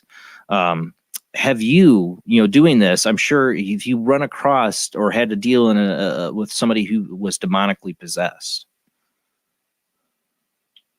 Well, I have, and it's like, you're looking at somebody, and this is not talking about somebody who's drunk or drinking. There's certain signs that people are possessed. It's not just like one thing. It's like their eyes are glazed, their attention span is something else. They're talking in broken English or broken tongue. And many times when I encountered was they're talking in Latin and ancient Latin that you cannot understand, and Latin that's actually reversed English. Just stuff Latin. Yeah, like, and I've experienced this, and really, it's really unreal comprehending, because it's this whole thing that there's almost like a mist around somebody, and it's scary because their eyes are not the same, they're glazed, and they obviously there's something else in there controlling them, and that's what I've dealt with. You know, like when you've dealt with it, have you had it like you've been called in as an investigator to deal with it? Well, we went in to help people at the same time, and the one guy, this young guy, became possessed, and he knew he was possessed because he was following demonic activity. He wanted to be evil. He was into the Satanism? devil and everything. Yeah. So he was causing all kinds of problems because he was living in the basement apartment and causing the whole family all kinds of major things going on. And like, he'd cut himself and he'd laugh about it, and he'd see this evil in his eyes that was nothing there, just blackness. And it was just, it was really hard to try and get him out of it, because we didn't really know what, we tried, saying go to God. And so was this like a family intervention, kind of like? Yeah, and we would kind of like say, believe in God, and the more you mention God, the more they would say, well, they're dead, right? So why would they believe in God, right? Right. Holy water, they're not gonna like care because they're already taken over, right?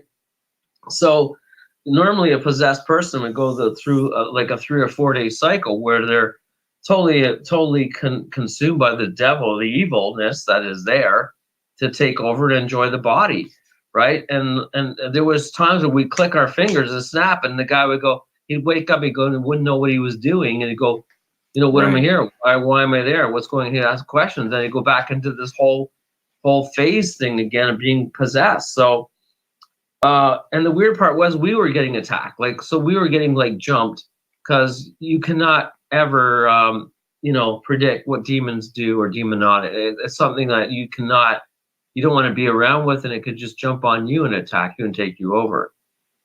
Yeah, that's the danger, is possession of yourself. Yeah, so you don't want that, and the last thing you want to do is become possessed and take over. And I've seen that happen. It would jump from other things to other people, and they would talk in different things and say things that you would never know what they were talking about.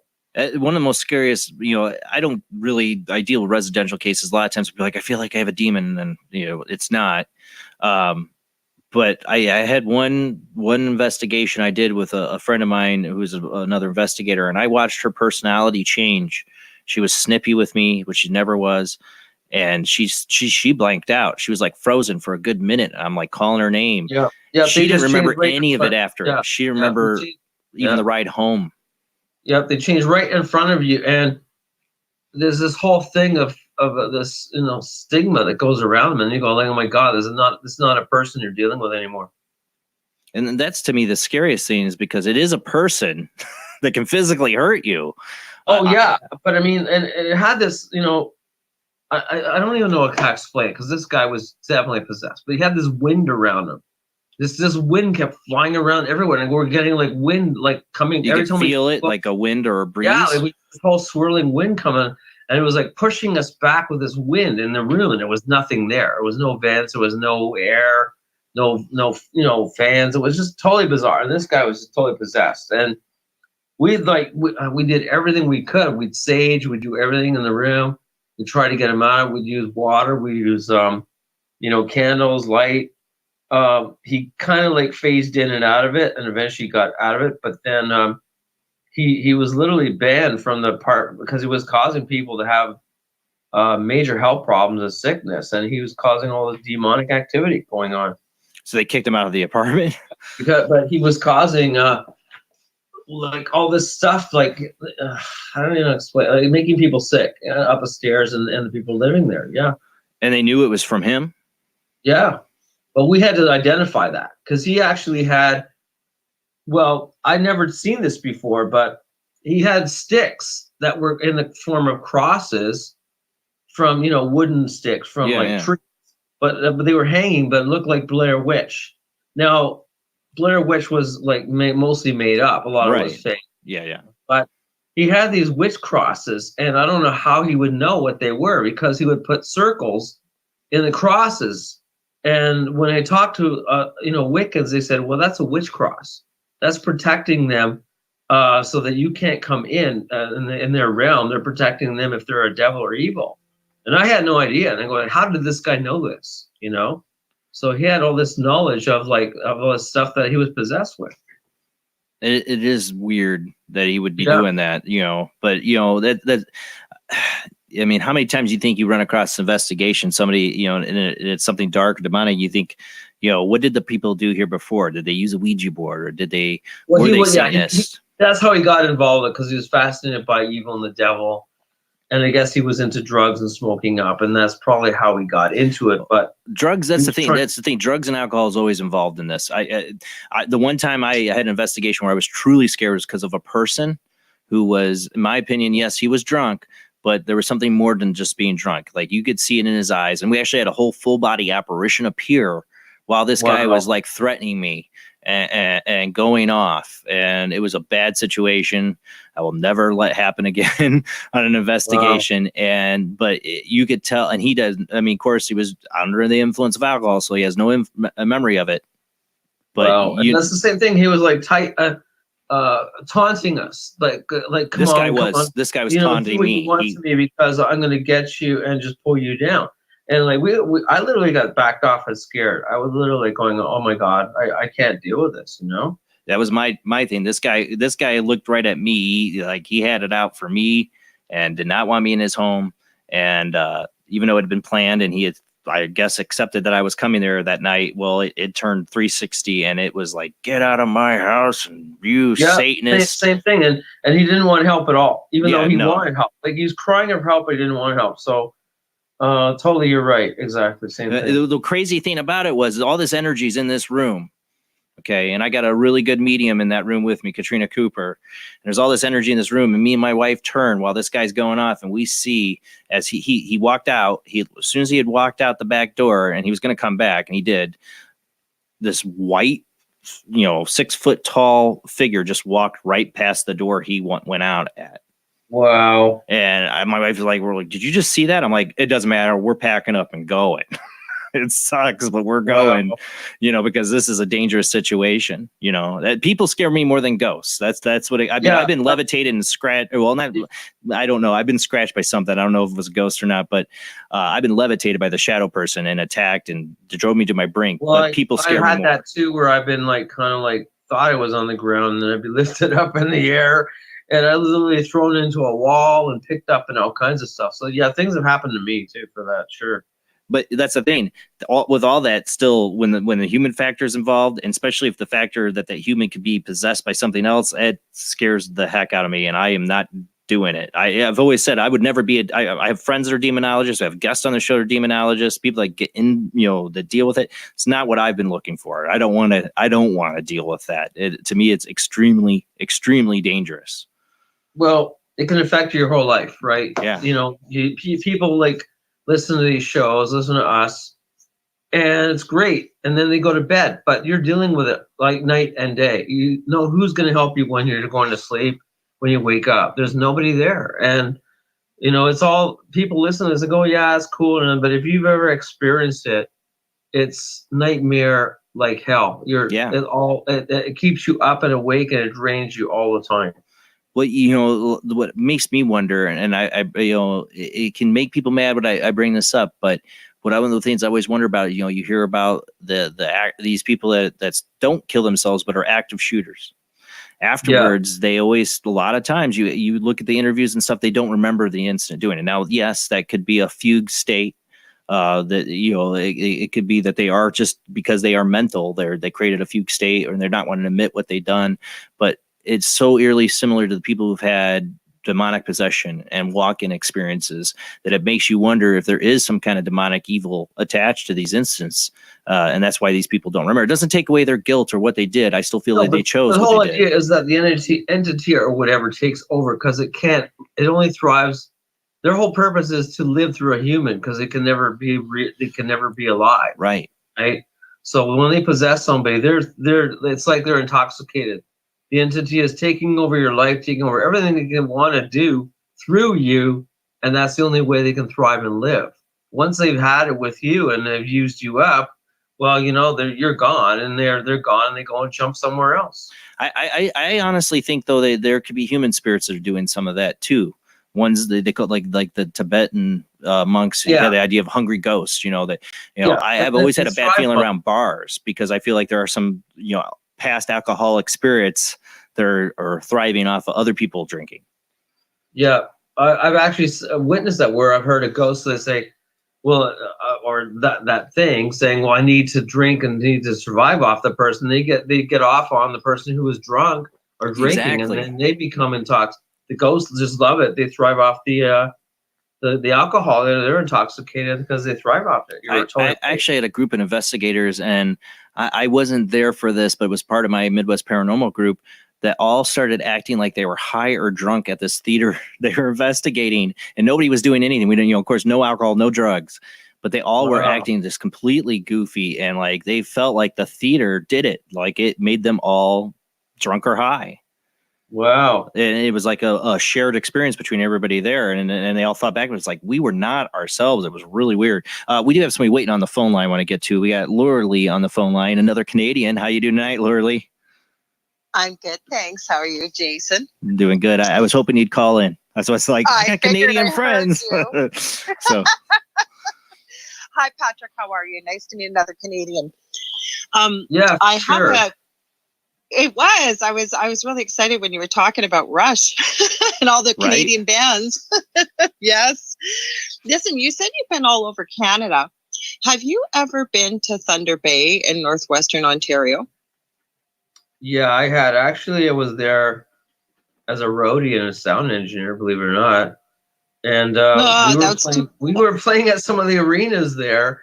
And had nothing to do with like, yeah, and it had nothing to do with like, I wasn't like, thinking about ghosts, but the whole band we got scared to death because we got literally kicked our ass out, got haunted. And I don't know what the hell was going on there, but nothing worked. That's why all the power failure, everything was going on, and we were playing and nothing happened that whole night. Well, you know why I was calling? I live in an extremely haunted house. We've just shared our story on Paranormal Survivor. Like my husband's been thrown 15 feet. Jason's been a savior through all of this because if I didn't have him as a resource, I don't know what we would have done. But what I'm finding is I was just dealing with someone locally tonight. There's more and more and more people are contacting me with activity in this area. Wow. And I can't figure it out. I'm wondering if it's like we have a heavy First Nations population or what it is. But honestly, Jason, I've quite a few people with this. I wondered. Well, again, it's the land, right? Because was originally native land, and there was mostly settlers that were trying to settle down, and there was a lumber towns in those areas at that time.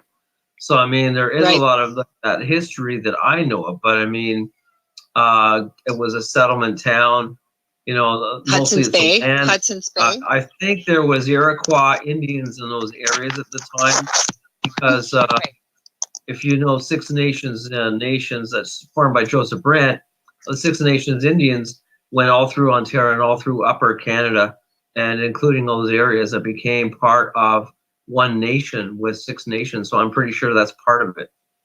Well, you guys probably never got to visit here, but there's quite a bit of legend. There's the Sleeping Giant, and they have the Little Niagara of the North is Kekabeka Falls. There's quite a bit of native legend around that. There's a pure silver mine, actually, and the legend is anybody that tries. I've been there. Yeah, I've been to the silver mine a couple years ago. But they can't take the silver out because apparently anybody that tries to loses their life.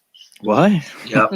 Yeah. Apparently it's cursed. That is cursed by the miners who actually said they'll never take the mines out because they'll never lose their, the silver in the mines. Yeah. Well, that's had to take a lot of lives because you put money in front of people's eyes. They don't care. Yeah, Jason, it's one of the purest silver mines in this area, like in Ontario. And it goes along with the legend of Nanabiju. We have a mountain that looks like a sleeping giant, and it's related to Kekabeka Falls, which I said it was a war between the Cree and the Ojibwe, I understand. And it's quite a story. So I just thought I'd ask you because, and then to find paranormal help in the city is crazy because the closest big city is Winnipeg to the west, and then you got to go all the way down to Toronto. That's 24 hours away. So that's why I asked you if you've been through here.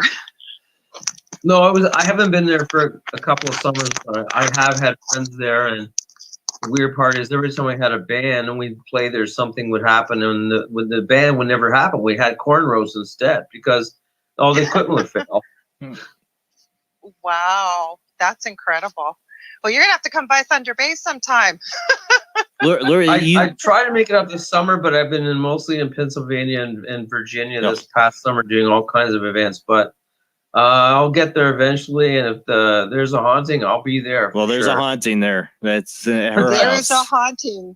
You got to see the pictures, Patrick. Never mind that other people have experiences. Or My husband's been through the 15 security feet. cam footage. The security cam footage. Yeah. Wow. Yeah, you should check it out, Patrick. That's in your, around, it's at least in the same country as you. Yeah. She's been trying to get, you've had at least one paranormal investigation team there now. You did get one, right? Never had one. Something No, you always still haven't. I'll be there. I'll go there. Just bring pizza, That pizza, that's our payment too. And beer. And beer, of course. Well, a beer after, no alcohol. I'm always open to some nice, dinners and drinks, no problem. But with ghosts for sure. Absolutely, well, there you go. I got that covered. Anyways, great show, guys. I'll still be listening. Thanks for taking my call, Jason and Patrick. Have a great night. You too. Thanks, Laura Lee. Okay, bye-bye. If somebody like Laura Lee wanted to contact you to see if you wanted to come investigate their place, do you have like a contact on your website? Yeah.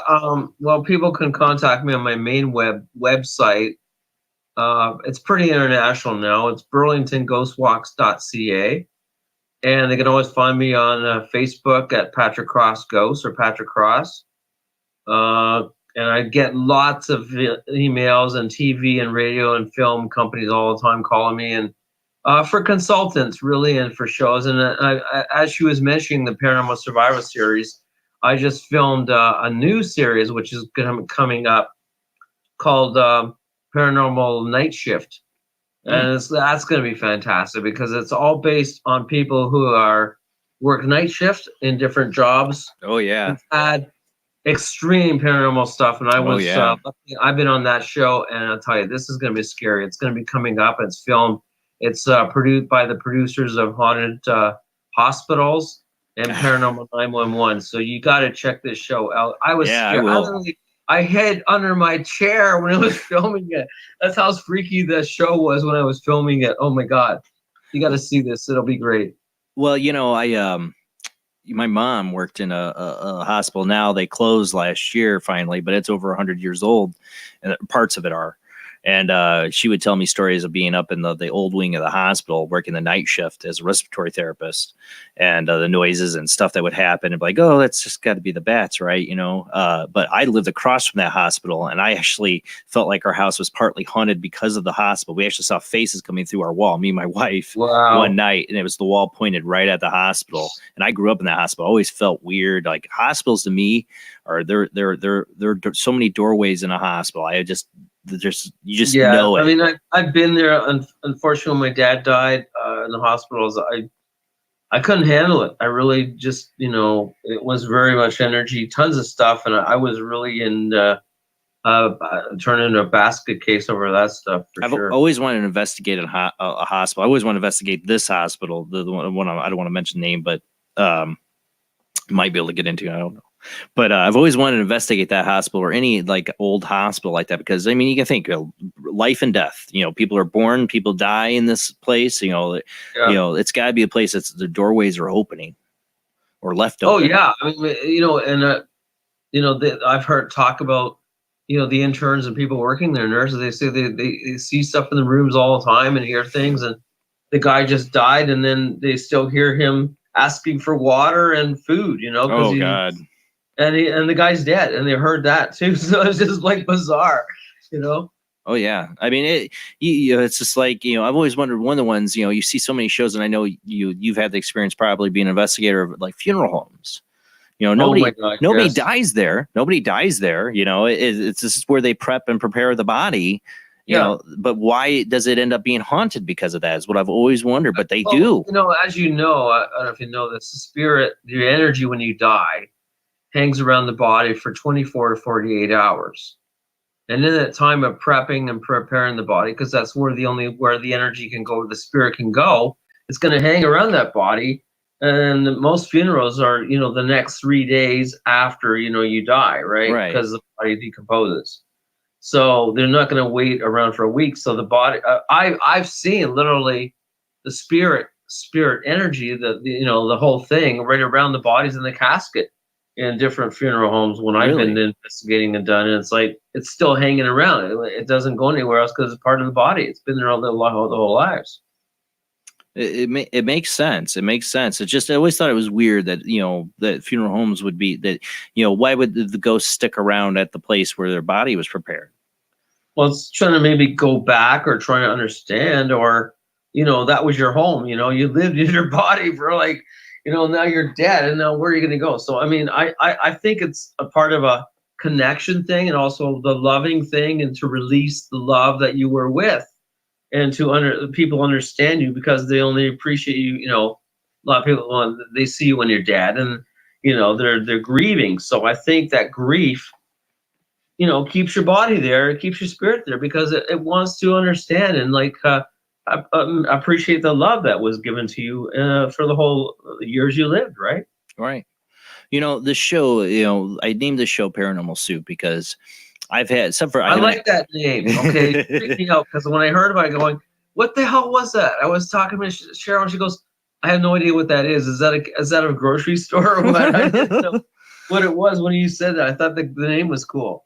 Well, I named it because I always felt like I haven't experienced the cryptoid thing, but the UFO, alien, and ghost thing has been part of my life. But I've always felt all these things are kind of mixed and connected. Have you had, beyond just ghost net, have you had the experience of like either a cryptoid? I felt like you did with the dog. It felt like a dogman thing with the one story, but or even an alien. No, I have my whole other side is the whole alien stuff. I've been abducted. I've been an alien abductee. I've had those experiences. I've had alien. Why did I have a feeling you did? I had a feeling you did. All that stuff, which I think is related to that. But I stick mostly with ghosts now, and I literally was told from some higher beings to cease and desist. Don't know how, but ever since I kind of like separated from the alien kind of thing, I mostly been doing ghosts and hauntings and demonic stuff. But I was very much I was abducted several times, and I still don't know where I was or what happened. And all I remember is coming back.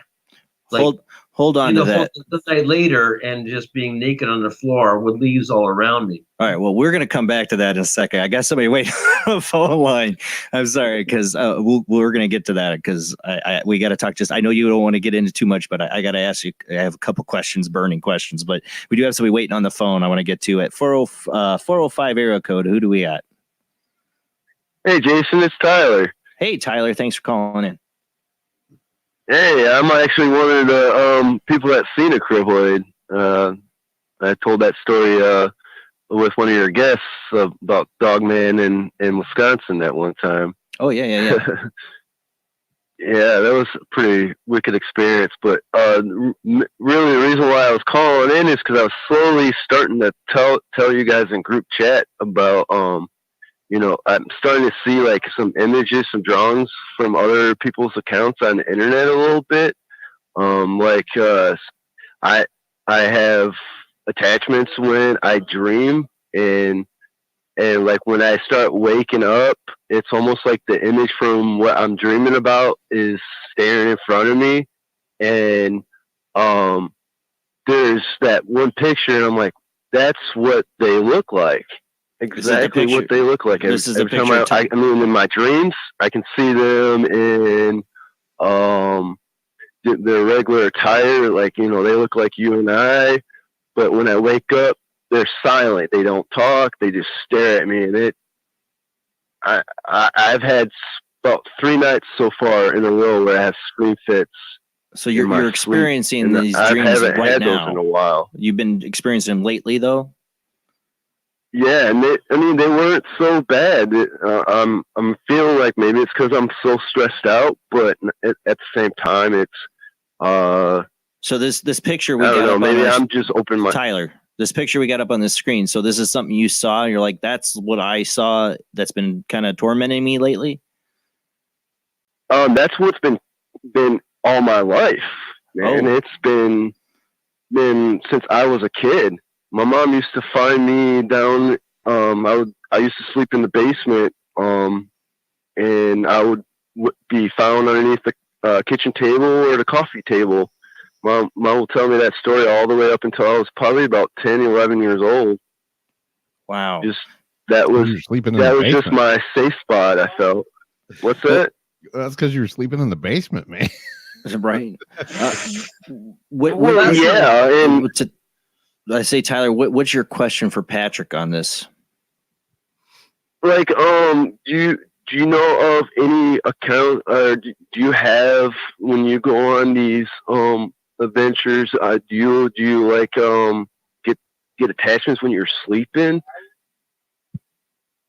I've actually, when I first was doing a lot of investigations, I did, but I literally, honestly, the way I dealt with it was I actually told the thing to leave, get out. I don't want you here.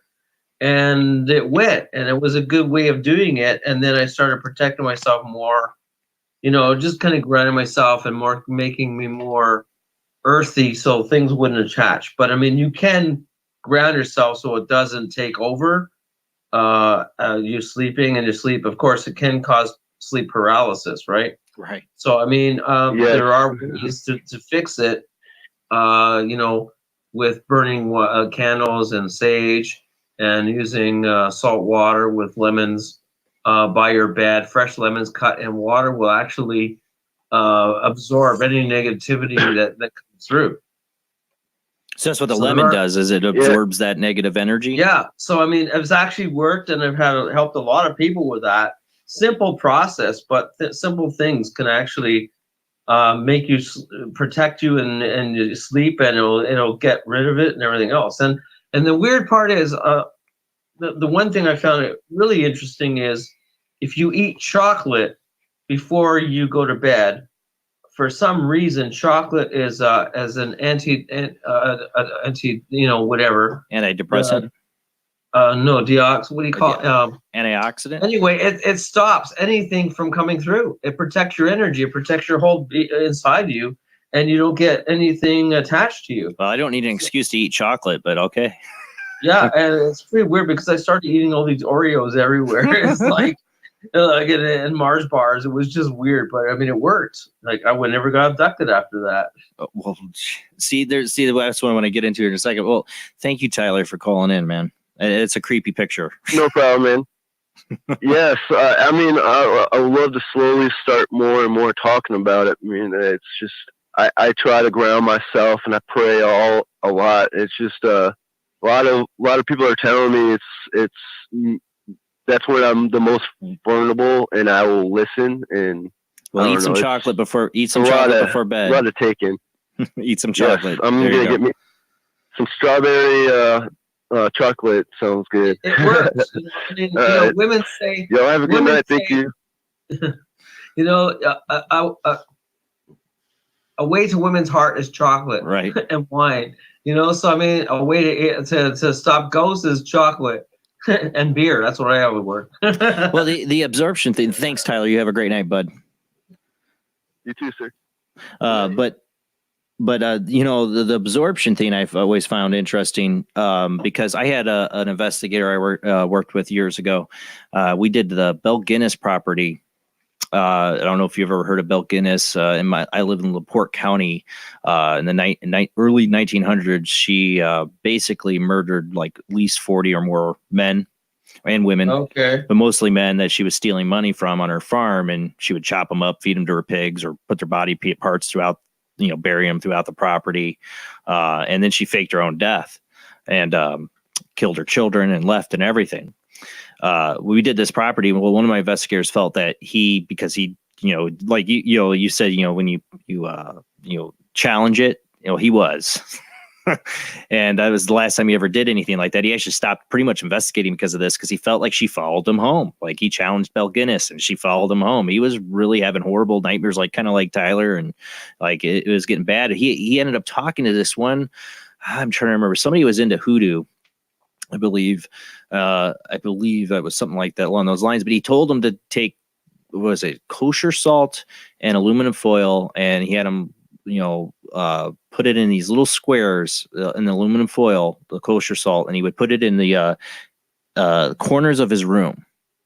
Right. And he said, when you see it turn black or brown, go make a new one, put it back. And my friends swear, and he was a skeptic kind of person that didn't really, he was always a skeptical investigator. And then he started having psychic experiences that it like changed his life. He said it helped, and he would see these little square pieces turn black or brown.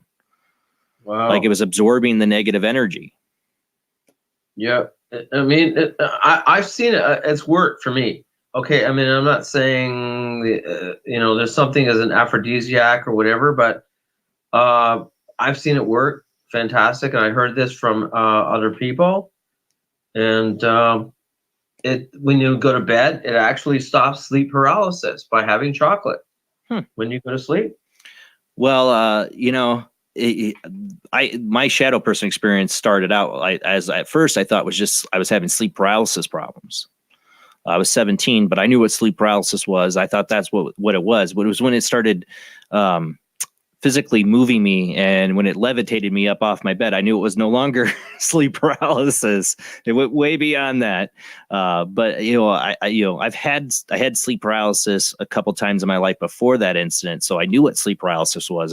It started out like that, but boy, it sure turned into something more. Have you experienced that where you've, it's not sleep paralysis, something, physically is touching you? When you talk about being abducted, is that what's happened to you? You've been taken in your, laying in your sleep? Literally, the weirdest thing is I was literally like frozen. I couldn't move. I was totally aware of my surroundings, my senses when I first was abducted. Totally aware of everything going on, but I couldn't move. I was frozen. I couldn't get my wife to wake up. She was beside me, and I felt being lifted off the bed and being pulled into the wall. And I literally go, "Oh my God, I'm going through the wall." Right. I could literally see the wall, and I saw the fibers and everything in the wall, and I went right through it. And I go, "Oh my God, how is this happening?" And there was this giant, huge, like, powering down machine and a blue mist just appeared out of the smoke, and I just went through the wall, and that's all I remember. I don't remember anything else, and just this blue mist. You just remember the part where you were taken, but after that point, you don't have any memory. Power thing pulling down, and the whole room was blue light, and I blanked out after that. And the next thing I remember, the next morning, I woke up and it was like all leaves around me. I was dirt on my legs. So you had physical evidence. I was naked, and I went through the wall with fully clothed. And my wife goes, "What the hell is wrong with you?" She thought I was running around like being some kind of werewolf at night. And I still to this day have no explanation what happened. Well, I mean, we've had, I became good friends with a guest I've had a couple times on the show, Terry Lovelace. He wrote a book, Incident at Devil's Den. It took him way later in his life to finally admit to being an abductee. And he'd been having it since he was a kid. And he had a major experience in the 1970s when he was in the military. And it leaves physical evidence on his body, in his body, implants. Have you gotten checked out to see if you had any kind of implants? Well, yeah, and that's a good thing. In one way, it was a good thing and not a good thing. I did have an actual implant in my nose from a lot of things that were happening from that incident. Yeah. I would wake up and I go, wow, there's something in my nose. You know, you just feel like you got to blow it out or something. And it's like, I don't know what it was. I just kept blowing my nose, and this huge, like, kind of like a ball just literally fell out of my nose. And sadly, it went down the sink. It was bouncing. Oh my God. Metallic. It was bouncing metallically like a ball in the sink, and it just took off and it went down in the sink. You could feel it in your sinus cavity. And I felt like it just went flying out with blood everywhere. And the weird thing is, I eventually talked to Roger Lear. Roger Lear, one of those same people for implants. Sadly, he's not around anymore. He passed on, but he confirmed a lot of things are happening because while you had implants, you had this abduction. And I had for the longest time, I had a, I don't know what you call it, an implant fiber. It's like a fiber stick or a fiber piece in my finger. And it would happen for years. It took me and it finally dissolved after like 10 years. But this thing was synthetically clear fiber. It was like a fiber optic thing. Oh, yeah. And it was always a radar for my finger from a, alien contact or whatever. And eventually it dissolved, thank God. But I could never get out. And he'd look at it and he'd x-ray it and he goes, the more they try to touch it, the more it would go deeper in my skin. That's what they talk about. It was excruciating pain up my spine, up my back. I couldn't. Oh, really? I swear to and God, this is in your finger. Yeah, but it would cause that pain. Body, and I couldn't touch it. And it's like this whole thing just shot pain right through my whole back, like spine. Like I felt like the Terminator or something. It was just unreal. I've been exploring my own past of things that I want to say I blocked from my mind. You know what I'm saying? Like instance, like me being into the paranormal, you into the paranormal, it's just like you would think I would look at what happened and go, oh yeah. No, I would look away. It took my friend Terry Lovelace's book to get me to actually reflect on my past and oh my God, I never connected these things or thought about this, but something happened. It's weird how the brain, it's like they program you not to think about it. Well, the weird part is I got involved with I'd say the dimension of extraterrestrials and abductions and all that stuff, but because my father worked in NASA and he had all kinds of things, and he would go to work with a briefcase and have people in black glasses take him to work with a briefcase and handcuffs. And I thought that was all normal back those days. What? So, and he never explained anything. He never would tell me, even up to when he died, he'd never tell me what your dad worked for NASA? Yeah, and he was all private. And all these things just started happening to me. I don't know if it was because, the Men in Black contact. I don't know. But it just became more and more worse. And the more negative I was with, because I was having a lot of fights with my ex at the time, my wife, and we weren't getting along. And negativity, I believe, is the main thing that causes a lot of things to come in as a conduit, right? So anyway, the whole point was here that I started getting all these alien experiences, abductions and things going on and all kinds of stuff happening. And it's like, oh my God, I'm totally being experimented on. Right. And I don't recall one thing other than I had kind of like dots or kind of like pin needles in my temples on either side of my head. And I wake up like that and I go, oh my God, there's these things that were almost like needles went through my head. So it's totally bizarre stuff. I've been got out of it. I said, I prayed to God even. I said, get me out of this stuff. I don't want to be a part of the alien stuff because I don't know if I was being more experimented on or just things happening, We got somebody waiting on the phone line. There's more I want to get to that, but we got Zach on the phone. How you doing tonight, Zach? I'm doing pretty good, my man. How you doing? Doing good. Thanks for calling in. Hey, Patrick. Very nice to meet you, man.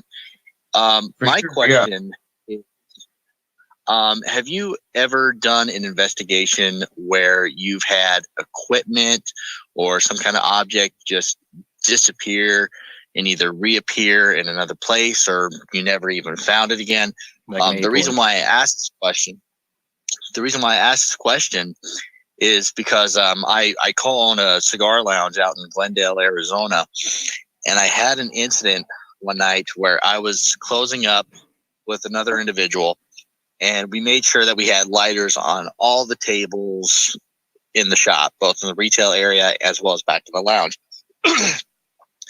But the next morning, I got a text from my general manager at the time, and they said, "Hey, where are all the lighters at?" And I told them, I said, "Well, we made sure that there were lighters on every single table." And they took a look back in the security camera footage. Nobody had been in the shop that night. We never saw those lighters again at all. How many lighters, Zach? Oh, gosh. There had to be, I would probably say 10 lighters altogether. Oh, wow. That disappeared. Wow. And we never saw them again at all after that. And, I mean, there have been other incidences that had occurred around the shop. But that one definitely is one of the incidents that stick out in my mind. So I just wanted to ask you that question. Yeah, well, I was doing I don't know if you Casa Loma, okay, was one of the most famous one in Toronto, very famous for history and ghosts. And it's the weirdest thing because as you say that, we would put tape recorders down and put everything down. We would try to record and document everything, and we put stuff in, we put CDs in and VHS tapes. They'd all disappear. We have no idea where they went. We go to check the recorders.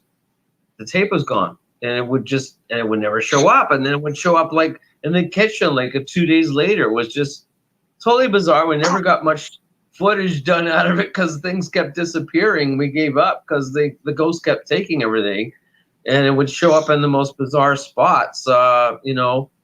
And it wouldn't be like the next day. It'd be like a week or 3 or 4 days later. And then they'd call us and they go, your tape just showed up under the bed in Mary's room. And they go, holy cow, well, it was never there before. So it's like, yeah, things would disappear. And we put our keys down. I'd swear to put my car keys down and my car's keys would be gone. And there's no way I could get home. And I go somewhere else. And in the room, there it is. My car keys would be somewhere else. It was just like transportation somewhere. They'll end up being right where I looked at that spot and they were not there. Yeah, exactly. You'd go and you'd swear it was there, and you come back and it was there again. I have that happen here several times a week. Yeah, Rob's place. Yeah, no kidding. And it wasn't even my girlfriend doing it or something. It was like somebody. There was nobody going, "I'm going to hate you and take your keys." Like it was just bizarre stuff happening. See, I had that experience at a very young age of something being taken from me. I had a childhood friend who died in a car accident. This is one of the paranormal stories I've never told on the show. I had a childhood friend that died in a car accident when I lived in this trailer park. And I had seen her ghost in a fort I had made, scared the crap out of me. I swear we were getting ready to move away out of there. And my favorite toy was Panthro from Thundercats, the figurine. You remember that?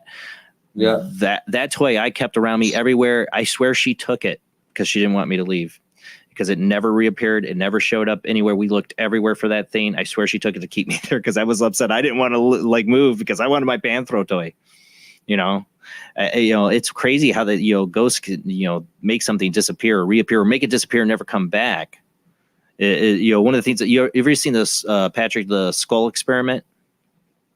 I've heard of that, yes. Yeah, well, they had all these objects. One of the things that has set with me is that at one point during they would do these seances, they had all these mysterious objects, newspapers, lost, all these things that seemed like people's lost items that just appeared from the 1930s and 40s and that. It's like, are ghosts able to take things and hold them in some other dimension? It just makes you wonder. It was like that scene from Poltergeist when all the items fall out of the sky. If you remember that in the movie, I swear somehow they're able to take something and hold. I've always wondered what happened to my Panthro. Thank you, Zach, for calling in. That's weird because I used to live. All right, Zach, have a good night. I used to live briefly. I want to mention a condominium house, okay, or a townhouse. And the weird part was every time I had my keys on the wall, I'd go to work. I'd be going to work, it'd disappear. There's no way. I'd be running around everywhere and I'd go freaking right out. Oh my God, I go to work. I come back, it's in the same spot it was. And I'd swear it was, and they knew the ghost would just probably laugh their heads off saying, yeah, we just did that. And it was so frustrating every day. And I used to remember that. That just drove me nuts in that one house. Well, if I was a ghost, you might be a little bit bored, and the way to have some entertainment is to hide some stuff for people. But just the physical nature, them to be able to take something and make it disappear and reappear is just amazing to me. Now, I still have to a little bit get back to, the connection. I've always felt like, do you feel with your abduction experiences, do you think there's a big time connection to the ghost experiences you've had? Yeah. They're connected. I don't know why. I felt this like streamline thing that one dimension's open up and the other one is a portal and it goes right through and they're both connected. I don't know.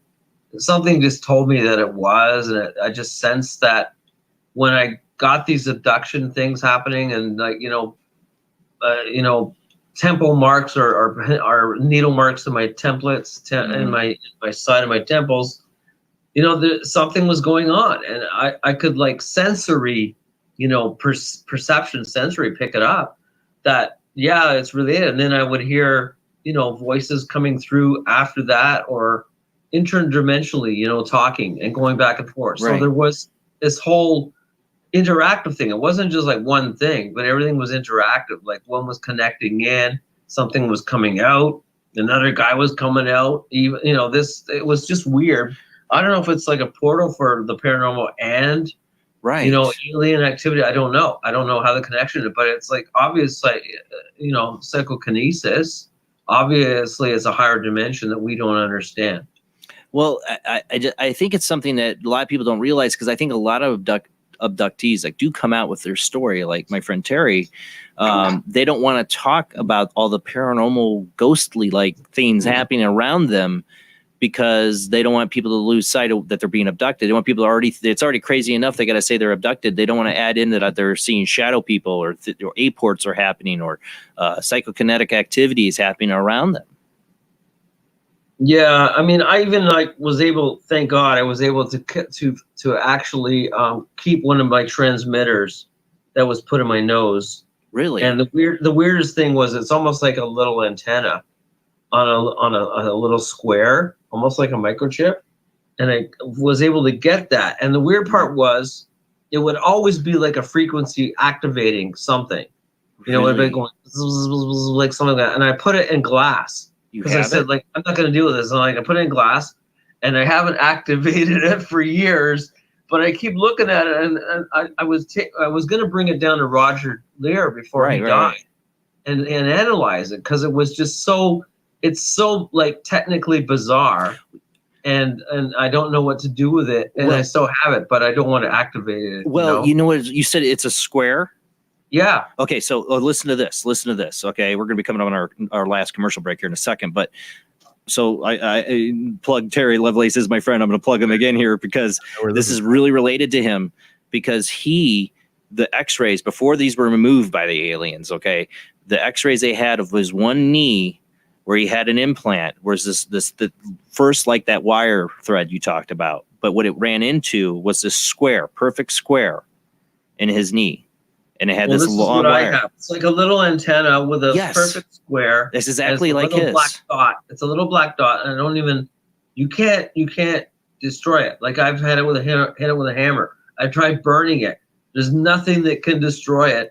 But as soon as I try to do something, it activates this frequency and it's going. Well, his gave off a Mexican radio station when he was on a certain TV show thing they were filming. They actually were able to record a radio frequency coming from his knee, and it ended up relaying a Mexican radio station for whatever reason. I don't know, but that's really when you brought up the square and the little antenna. I mean, if you would go find Terry Lovelace Incident at Devil's Den, he's got pictures up on his Facebook page. I don't know if he has a website. Well, I have you the real see thing, it, but I have the real thing in glass, but I'm scared to I don't know what to do with it. Well, you and Terry should Terry should hook up. It's like the haunted. It's like the Annabelle doll. I have the real thing, and I don't know what it's going to it's activating.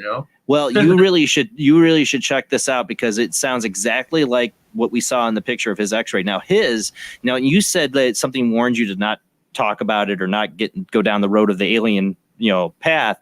Well, Terry, before he wrote his book, was warned by an alien encounter that they said, you know, if you write this book, you come out with this, you know, we're going to take the evidence away, which is the chip he had discovered at the time in his knee. And it's gone now. Now that wire's there. Last x-ray still shows the wires there, but that square implant, gone. Well, my synthetic filament disappeared. That's a synthetic filament he had in his leg. After I stopped, you know, it said cease and desist from some higher being. I got a message and I ceased it, and it dissolved in my finger, and I haven't had it since. I don't know if his dissolved or not. I don't know if he's had another recent x-ray, but they bruised. He woke up like he had been beaten, and they had taken it from him after the warning he had, because he wrote the book. I would just keep, like, it's like a little sliver that just keeps going in your finger, and it would hurt like hell, but it was like a little plastic thing, and I could never get it out, and it would just keep going deeper. And every time I touched the thing, I would have shooting pains up my spine, all the way up to my neck, and it just, oh my God. I got a picture. I felt like Alien Predator movie. I swear to God. And it's like, yeah, the worst thing. We got a picture of it up on our show right now. It's a picture from Terry Lovelace's x-ray, because we've had him on the show and showed it before. And it is like a perfect square with a little thin wire coming out of it that was in his knee. Well, that was in my nose that I had, and I got it out. I literally pulled it, and blood was everywhere, but I really pulled it out. And with the tweezers, because I didn't know what the hell it was, and I've stuck it in a glass since then. It's been there ever since. But every time I really like to see that. You know, it's just, I've got pictures. Yeah, it's just totally bizarre. But there's nobody like really legit to verify anything now, because Roger Lear was one of the best ones, right? Yeah, well, like I said, I really think you should, you and Terry Lovelace need to talk, because like your description, you should see this x-ray. If you go back and watch the show, I got a picture of it up right now. You definitely should check it out. But we're going to go to our last commercial break here. When we come back, we're going to get more into the ghosts, but I can't help it. You mentioned aliens and abduction. It's something I'm hugely fascinated with. And more people need to be aware it is a real phenomenon. Real people are experiencing it. So we might talk a little more about it, but the phone lines will be open. You can call in when we get back from this commercial break. 219-230-4444. Skype ID OOJBland00. All right, guys, we're back after the short commercial break.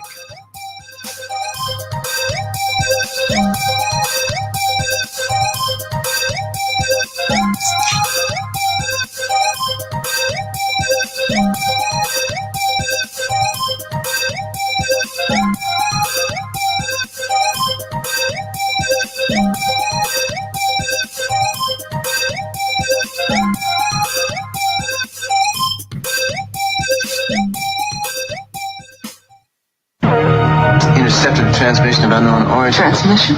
Out here? SOS. Human. Unknown. Alien. Certificate X. Exclusive engagement at the Odeon Leicester Square. Now.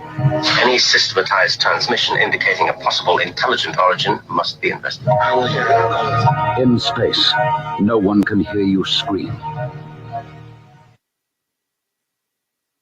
This is an APAC studio presentation. Hi, I'm Barry, owner-operator of Barry's Barometer Barn. Lately, I bet you've been lying awake at night asking yourself, how many barometers do I really need? Well, at Barry's Barometer Barn, we think you need more than one. Otherwise, we're going to go out of business. Remember, at Barry's Barometer Barn, we don't know the meaning of high-pressure sales. Come on, folks, buy another barometer. I'm trying to put my kids through college. I've got a family to support and a secret mistress who isn't cheap. Visit Barry's Barometer Barn, 000 Storm Drive. Come on, folks, buy a barometer. I'm Barry's older brother, Larry, and every time one of you people walk past the store without coming in, Barry beats me.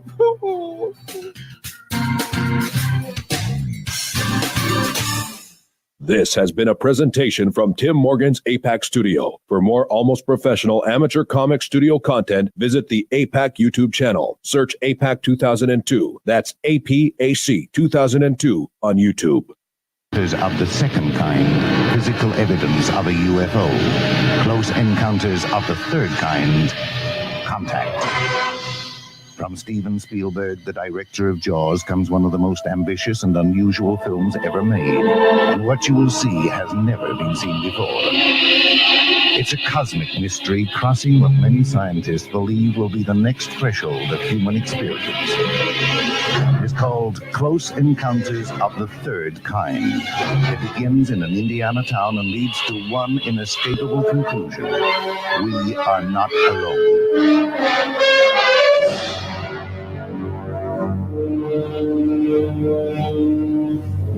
Close Encounters of the Third Kind, Certificate A, now showing at the Odeon, Leicester Square. Are you intrigued by Paranormal Talk Radio? You'll love the new Paranormal Radio app from Talkstream Live. You'll find a great selection of talk shows covering UFOs, ghosts, strange phenomena, and much more. Download the Paranormal Radio app now and start listening to the very best in paranormal talk entertainment, including the network you're listening to right now, the Paranormal Radio app, free in Google Play and the iOS App Store. Phantasm, the film that puts the fun in funeral. And as for a fiendish story, it does have a burial plot. Come prepared to scream, because if this one doesn't scare you, you're already dead. Phantasm from Avco Embassy Pictures. Rated R under 17, not admitted without parent or guardian. Oh, midnight preview tonight, UA Westwood Theater. If you are interested in discovering the truth about the paranormal and want to hear from leading researchers in the field, join Justin Brown on his 3 weekly shows named My Paranormal Soapbox, Necromancer Live Show, and the Supernatural Symposium, live on Facebook, YouTube, and InterfaceDiff.net.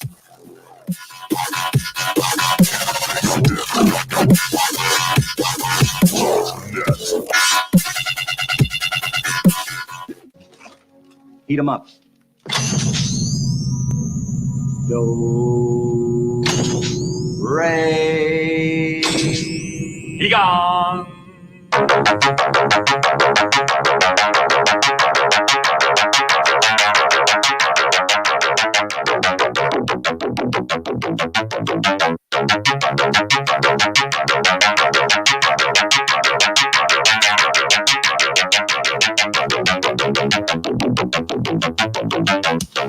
Tonight on Paranormal Soup, we've been talking to Paranormal Investigator Patrick Cross. You might have seen him on Haunted Case Files before. We're talking about his past investigations. We've gotten down to the subject, as we always do in Paranormal Soup, of aliens. Can't help it. Somebody brings that up. I can't help it going down that road, down that path. You never know where we're going to go on Paranormal Soup.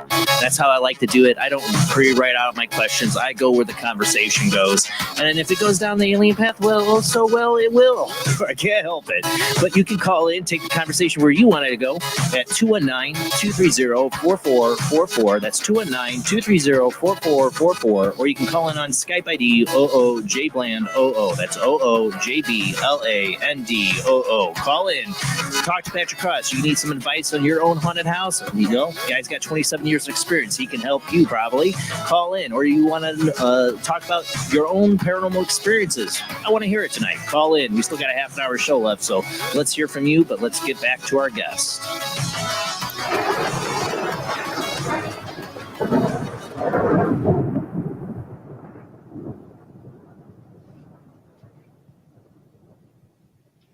So, Patrick, sorry for taking you down the alien path, but I really can't help it, because it's just, I honestly feel that there's still that there is some kind of connection. Some people, they believe that the whole alien experience is demonic. Yeah, it's what people believe, right? I mean, I'm spiritual. I was, growing up Christian, Catholic, but from all the things I've experienced, there is that other side. There's the demons, there's entities, there's ghosts, there's hauntings, there's, it's all part of, like, I guess what creation is. Maybe we're meant to experience it. Maybe we're going through life to. Everybody has experienced something, or some ghost or haunting. Maybe it's opening up that we're making us aware to be alive. I don't know, but I don't go looking for demons. Put it that way. I'm very positive. I'm very honest. I'm very caring. I'm not like, oh, I'm going to go get them and, you know, do that. If you come in contact with it, yeah, but I know how to deal with it now. And I work with the church and I work with the diocese and the Catholic Church and I've been involved with a lot of possessions and demonic activity and how to deal with it. But it's like anything else, you know, you take it with a grain of salt. If you're positive in life and you attract positive, you will do well. If you attract negativity, you will attract that kind of thing. So whatever goes around comes around. I think karma is a bitch, right? Really, the karma, it does. It works for you. And, you know, if you want the best, you believe in the best. You just right. You want the worst. If you're a miserable person, you're going to attract all that, and it's going to keep coming to you. Well, we talked about the aliens, the dark side. Have you experienced something you felt was angelic or of a higher being on a positive side? Like I've heard a lot of people say they've been visited by angels or the spirit guides. I've been maybe talked or sensed that, or, you know, in my dreams, or I believe they come to you in your dreams because that's when you're most, you know, open to things. When my father died and when I was at my lowest point, I believe that I was, you know, contacted my spirit guides and my angels to tell me to go on, and comforting me, and it comforted me in a warm light and a light and a godly light, and it all felt really positive. So I mean, I've been contacted in that way, angelic wise, but I don't like dwell on it. I don't like, well, is there demons? Is there angels? Is there, you know, good and bad? I don't know if there's even a hell, but I mean, I work on, you know, if it's something is meant to be told to you and something comes to you and it's a dream, I believe the angels are contacting you and trying to sort out your life. And maybe you need that experience to go on with your life. Well, I talked about my shadow person experience that, you know, I was saved by something divine. I had the bright white flash and I saw somebody that looked like I later on discovered was probably my great grandfather that saved me from it. So I believe there's like divine intervention. I'm still not a Christian or anything like that, but I did ask for God's help. I believe in a higher power, you know, something good that saved me. You know, so it's, you know, we talk about the dark side a lot, but there's also this positive side, you know, that does seem to intervene or help people. You said, yeah, I mean, everybody's been at their lowest point, I think. And I think then you kind of ask for help and put your energy out to the universe. I don't necessarily say to God, but ask for the end of the universe to give you a sign and help you out. And that's what I've done many times, and it's worked for me. Well, you call out to God. I called out to God. I've never been a Christian, but I called out to God when I was being basically levitated off my bed and thrown down. So that at that point is when somebody's like, please, God, help me. It's something else that is taken over, and we don't know if it's the other dimension to give us an awareness of experience. I don't even think maybe an abduction isn't all that bad. Maybe it's to be part of the whole spirit life, right? To experience. I don't know if it's part of that. I don't know at all. Well, yeah, your memory goes blank the moment you went through the wall. You don't know what they're doing with you. Yeah, we can't comprehend, and I still don't to this day remember all my abduction experiences. I've got had several. I wake up with, you know, all kinds of like marks on my body that would be look like implants, or like medical things that would be all kinds of circles, and I have no idea. I see. That's what one experience I woke up was a complete round circle on my cheek. I have that with little dots around it, red dots, and I have that, and I go, I don't know what the hell is happening there. It just looked like somebody took a cigarette or something and just put it on my face. Yeah. But I woke up with this completely clear cylindrical pus sticking off my face. I'm like, what is this? Wiped away, and I had this perfect round circle. Oh, I have that with like little dots as a circle, and then the middle would have a pure red circle. Yeah. Just bizarre stuff. When you get into the paranormal aspect too, like the relationship to it, I mean, if they can dematerialize you and make you float through a wall, you know, what are they tapping into? I think of like, you know, Event Horizon kind of deal. You know, I don't know if you've ever seen that movie, but you know, they create try to create like a wormhole or whatever, and they open up like a gateway to hell. You always wonder, what are the aliens opening up to do their technology? I mean, to move you through a wall, it's like transphasic. They're making your matter into something they can turn into something else. So what kind of energies are they tapping into? You can't. It's like, because we're human, we can't understand that other dimension. We can't understand the physical to the, the spiritual, or turn into the spirit world. So it is very overwhelming, and a lot of people can't handle it. A lot of people would freak out. And then again, there's people that have had experiences, like I've been lucky, but where they've had radiation all over their body, and all kinds of sores and things that would not be explained. And now they're suffering physically from radiation burns, right? Yeah. Oh yeah. Yeah. Again, my friend Terry, when he was in the military and had his major experience, the military,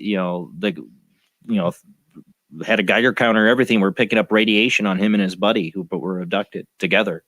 You've heard people being burned from these craft. Well, you know Travis Walton's story, right? He said, of course. The first thing he said was, "I'm burned all over my body." It was the first thing. So, I mean, I don't think he was making that up. If he didn't want to, he had all the pain, right? Yeah. And he was naked, but he was burned everywhere, all kinds of scars and burned everywhere for like days. Well, he was missing for 5 days.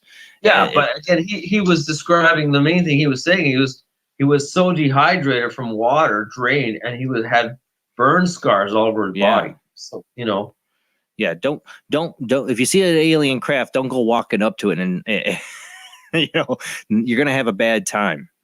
That's the thing. I've seen a UFO, a really, not your typical kind of one, fly right over my head. Me and about 4 other people saw it. At the time I was 16, I was like, wow, now if I saw one, I'd be excited. But if I saw it that close, my fear is I don't want to be abducted. Well, I was on a TV show years ago when I first got into this, before I was doing the ghost stuff. Yeah. And talking about my experiences, I was actually in front of a UFO with my friends in Algonquin Park, by a lake. And the thing was maybe 50 feet in front of us, and it was huge. It was rising up out of a lake, and the lake itself was really totally green. This thing was over like 200 feet long. Yeah. Amazing, and a clear night, in a lake, and you're looking at the ridge, and the whole thing is all green lit up and rising up out of the lake, dripping and just floating in midair, no sound, nothing at all. See, I always wondered. I saw something that was. I always described it like the scene out of Star Wars, because it went right over our heads, like the Star or the Star Destroyer does. It was it looked like a disc, just red, green, blue lights everywhere, lit up the whole land, whole area, woods, water. Right in front of us, just like hanging around, and it would sit there for like 5 minutes, and we were like, it was like 2 a.m. Crystal clear night. All you heard was dripping of the drops off the ship. That's silver as anything, and it just hovered and just went straight up, and we freaked out. Well, yeah. I told this story on the Camilla Scott show in Toronto, in Canada, at CTV television. It was phenomenal. We couldn't believe it. We were just hanging out. It was like a weekend. We were portaging on the lake, and there's friends. We weren't drinking nothing, and it was just awesome. We just kept staring at it. It was nothing happened. It's just like a stare, and just like knowledge. It was just, and it just took off straight up the sky and just went way up in the universe. But you have to wonder if it's related to you, Patrick, because I mean, how far back do you think you could have been abducted? Do you think it goes back to your childhood? I don't know. I've had, my father said he's had weird experiences with me when I was like a kid, and seeing weird beings in my room, and he'd walk in and things would disappear. I mean, your father, the father that was a Christian that locked you in the closet, and admitted that? This was back when I was like 6 or 7 years old. He'd say, why was there beings in your room around your bed? So, I mean, I've always had this around me. I just could never figure it out, So maybe that's why your father acted the way he did, because he saw stuff that scared the heck out of him. And I'm sure he was like he was a general, like he was like in the war. He was a captain of a ship, like nothing scared him. And when he's trying to like relate to stuff, he was literally, I can say, literally shaking. This guy was like, you know, you couldn't do anything to him without him freaking out. You know, he was solid as a rock. And then I think he broke down when he actually told me some of his experiences. Well, yeah. Later in life, you guys eventually got to talk about it. Well, I grew up when I was finally older, and he confronted me. You know, he kind of accepted me as an adult, but for years he would treat me like, you know, a child. You know, a like, child. You know, nothing. Don't talk about it. Yeah, I don't talk about it, and I'm going to beat you if you talk about it. But eventually, you guys talked it out. You got to talk about these Well, yeah, experiences. before he died, it was great because we actually That's great. Able to finally get our lives together. Say, you know, I really loved you, Dad, and you know, this is what happened. And he goes, yeah, you know, and we acknowledge it was good overall. So, well, then you must have got some really good, you know, got some insight. That must have been really revealing to hear. You know, he saw things. He did see things that you know. Well, he would always say, well, he wouldn't tell it around my mother, right? Right. He'd freak her out. But he finally said, yeah, you know, I'd seen things, and he brought in, you know, he was in NASA. He would actually bring in blueprints of all these eyes only, you know, documents and blueprints that, you know, totally classified. Excuse me. And, you know, it was all under a lock and key. To this day, you still don't know what he was working on? To this day, I never really. He went to his death, not explaining what he was really working on. He couldn't tell me, and that was like 50 years later, and he still couldn't tell me. Wow. Well, you wonder if it could be related to what you've experienced, though, too. You know, I mean, if it was attracted to you because of what your father was involved with. You ever thought of that? Yeah, because like he would go to work with limos picking him up with Men in Black, and Men in Black was never, you know, nobody knew what that was. Right. Nobody, what was a Men in Black in the 70s? You know, those guys with glasses and, you know, straight faces and suits and ties, and I thought it was normal for him to go to work and he had his briefcase with the handcuffs around his wrist. What was your father's? I mean, what was his profession? I mean, like in NASA. He was a jet engineer. He designed jet engines and propeller engines. So he was involved with some pretty high stuff that I know of, that, you know, classified engines and reverse technology, and I've seen blueprints of it. And I swear to God, if I had it now, it'd probably be worth like millions of dollars. Well, yeah, or you'd have the FBI knocking on your door. But he could never keep anything at the house. Right. He had to take everything he brought home. He took home what he took back. But I saw hovercraft stuff and what looked like UFO stuff and alien stuff on those things, and markings that I'd never seen in my life on the blueprints when I go down to the room, and they sneak down and look, and I'm like, oh, it was just so I couldn't understand what it was at the time. You know? Wow. You know, again, it makes you wonder if, like, you know, your father was involved in something that attracted the aliens to you. Because, I mean, you know, you look at the aliens obviously are interested in what our military is up to. Look at their, you know, all the UFO sightings at military bases, at especially nuclear installations. They're obviously interested in what the military is doing. My friend Terry Lovelace, his major incident was him and a friend, and they were in the Air Force, and they saw a UFO once together on duty, and then when they went camping, they got abducted. And you know, you wonder. I told Terry, I go, you wonder, you've been abducted all your life, that maybe you and your buddy, who was also probably abducted all of his life, were, you know, given a suggestion to join the military. You know, like an inside spy. You know, they don't even know it. We don't know how many people could be sleeper agents. I couldn't even talk to my dad about stuff, and you know, I'd say, "Come on, you're my dad." And he goes, "No, I can't talk to you." I was like, "I'm under classified oath," and I go, well, "What the hell does that mean?" You know, and it was weird because it's like there was a transmission that he'd know if somebody was listening, you know? Well, that's something. What better way to get to listen in, but put an implant inside the child and let the child go wander around and look at the blueprints and stuff like that. You know, I know I have a wild imagination, but that's what I may wonder. Well, the worst part was my house was also haunted too. Like there was ghosts going around and trying to open doors, and I could never work in the blueprint room. I could never go in there. Like the doors were always opening and just weird shit was happening. And it was like, oh my God, I can't work down here. And I'd open the blueprints up and things would be flying in midair. And I don't know what it was. I remember he had this like piece of metal, but it was like plastic. You could fold it and everything, but it was metal. And he would never talk about it. He had it in his briefcases for the longest time and going, well, what the hell was that? And he'd say, oh, it's part of my lunch bag. You know, I go, but I actually felt this thing. It was like a little piece, a square piece. You could fold it, turn it around. It would like literally float in the air and it would be like, just drop like a piece of metal. It was just totally bizarre.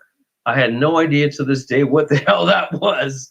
Well, one of the things I've always said, you know, because I've talked now to several abductees doing this show, they all have told me they've had paranormal activity in their homes. You know, you wonder if there's a side effect to alien abduction of paranormal activity. It opens up something or does something. You know, whatever their technology could open up doorways to somewhere else, or invite other kinds of entities in. Yeah, and it's weird because like we couldn't really go on regular vacations because there was always some black car following us.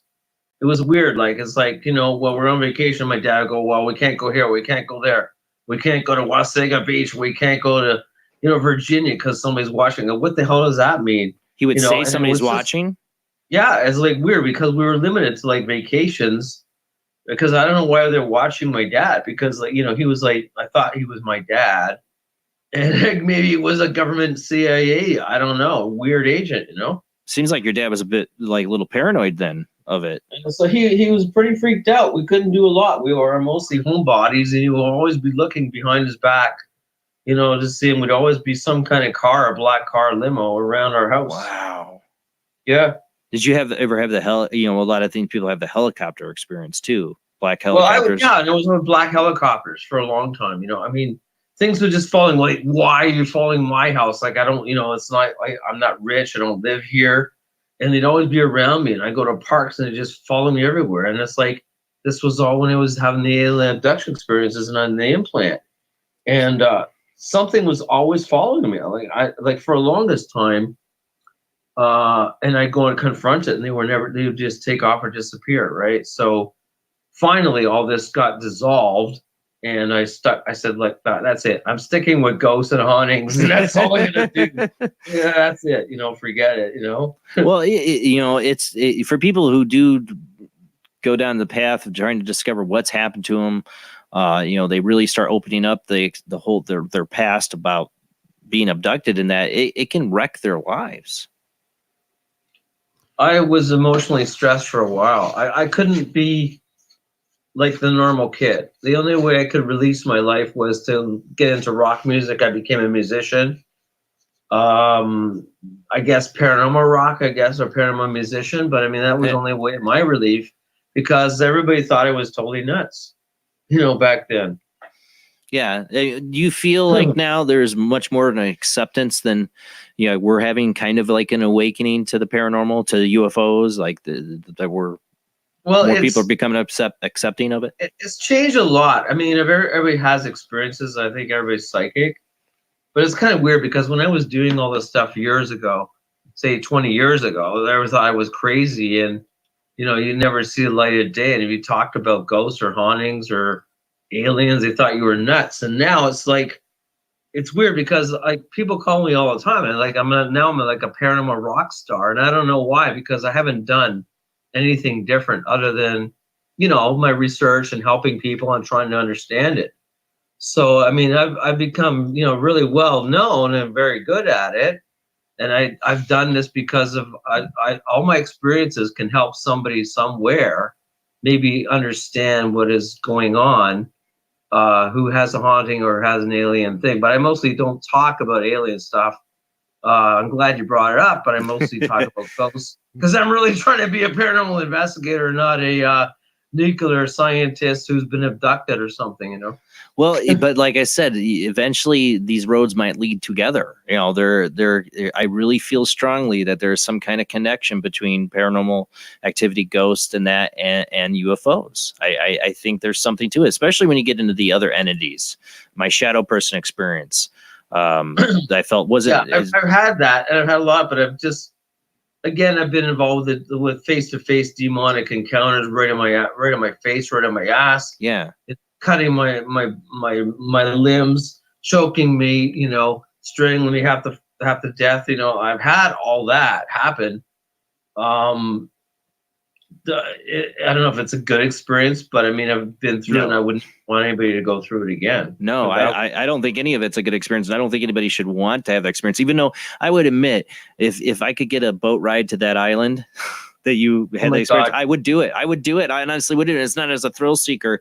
It's just because I would do it and try to have a bunch of backup plans to try to record the activity, because I'm one of those people who's like, I want to document this. Well, it's it's sad. It's still active, but we can't tell the location because we have to protect that. Right. Now it's turned into a golf course and a famous spot. And even though I've done that years ago, I really can't disclose it. Oh, yeah. Because they don't want anybody there to sensationalize it again. They wanted it to be a golf course. Yeah, I mean, we built it up. We made it famous all across Canada, US. It's one of the most, famous spots in Ontario, like because of the TV and the movies and all the things we've been doing. But I really can't. Still, I'm on oath to not say where it is.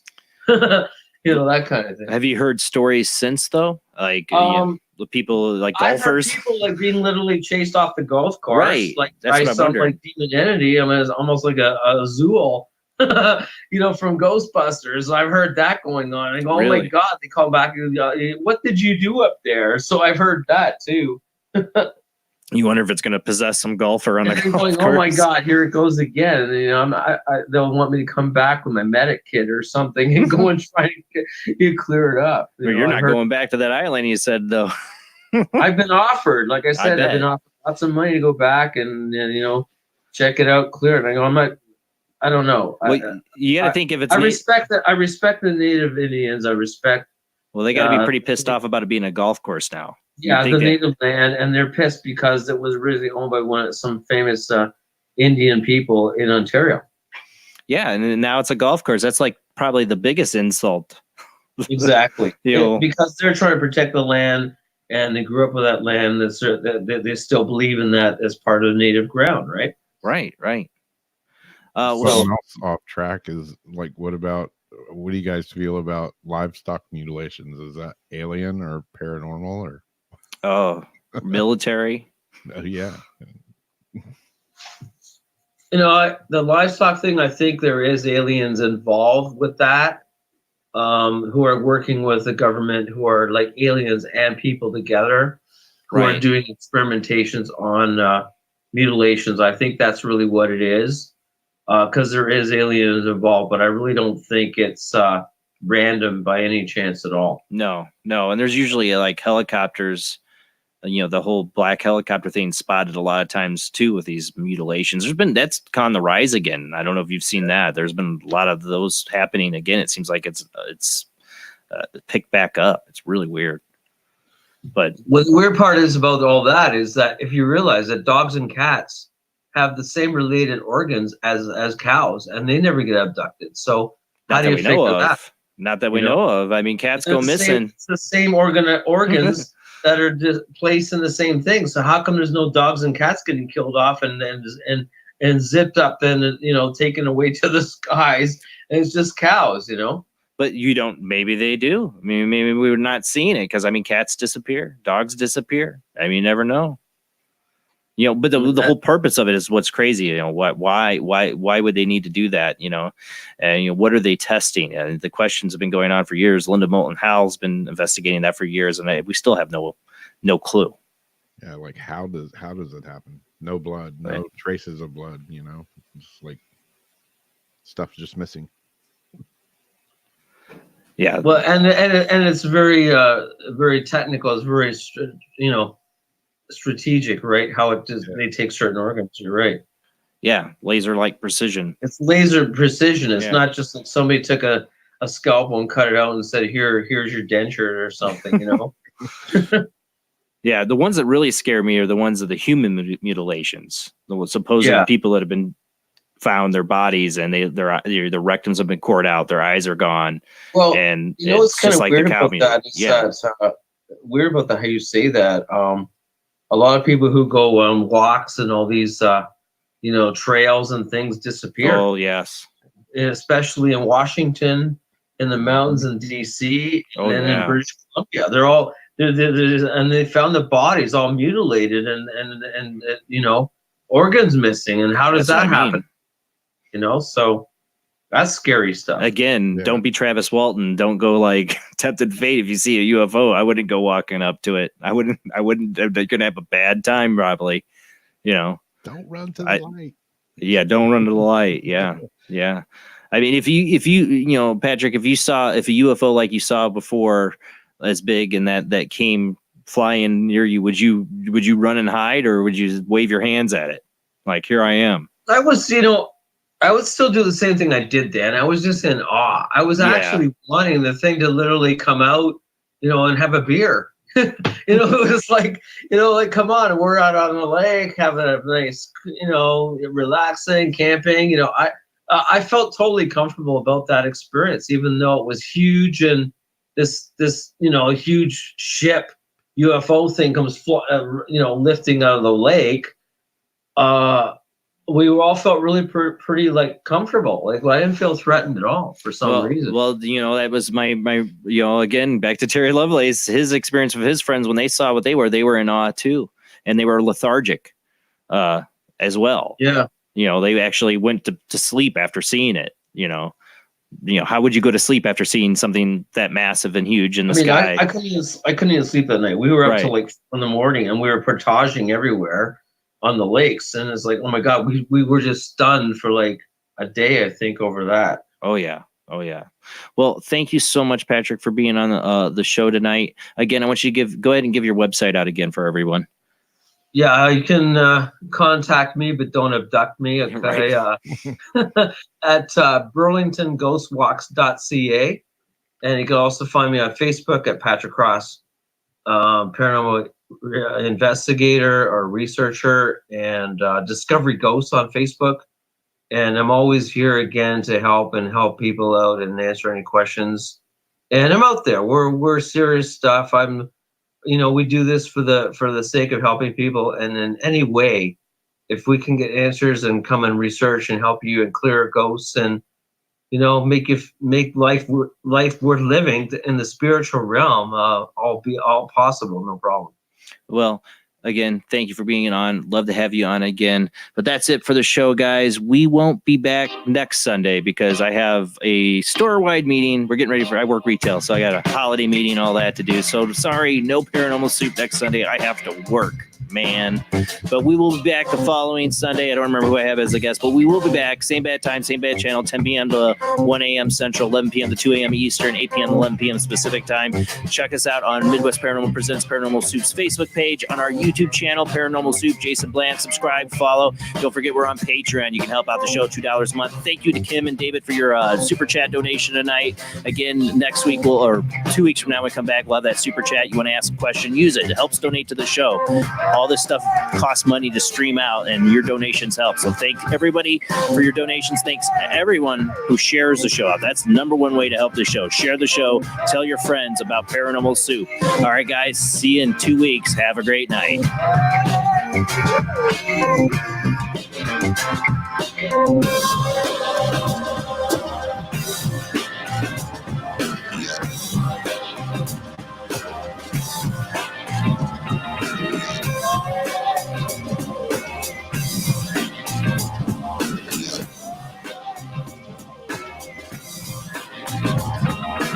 Paranormal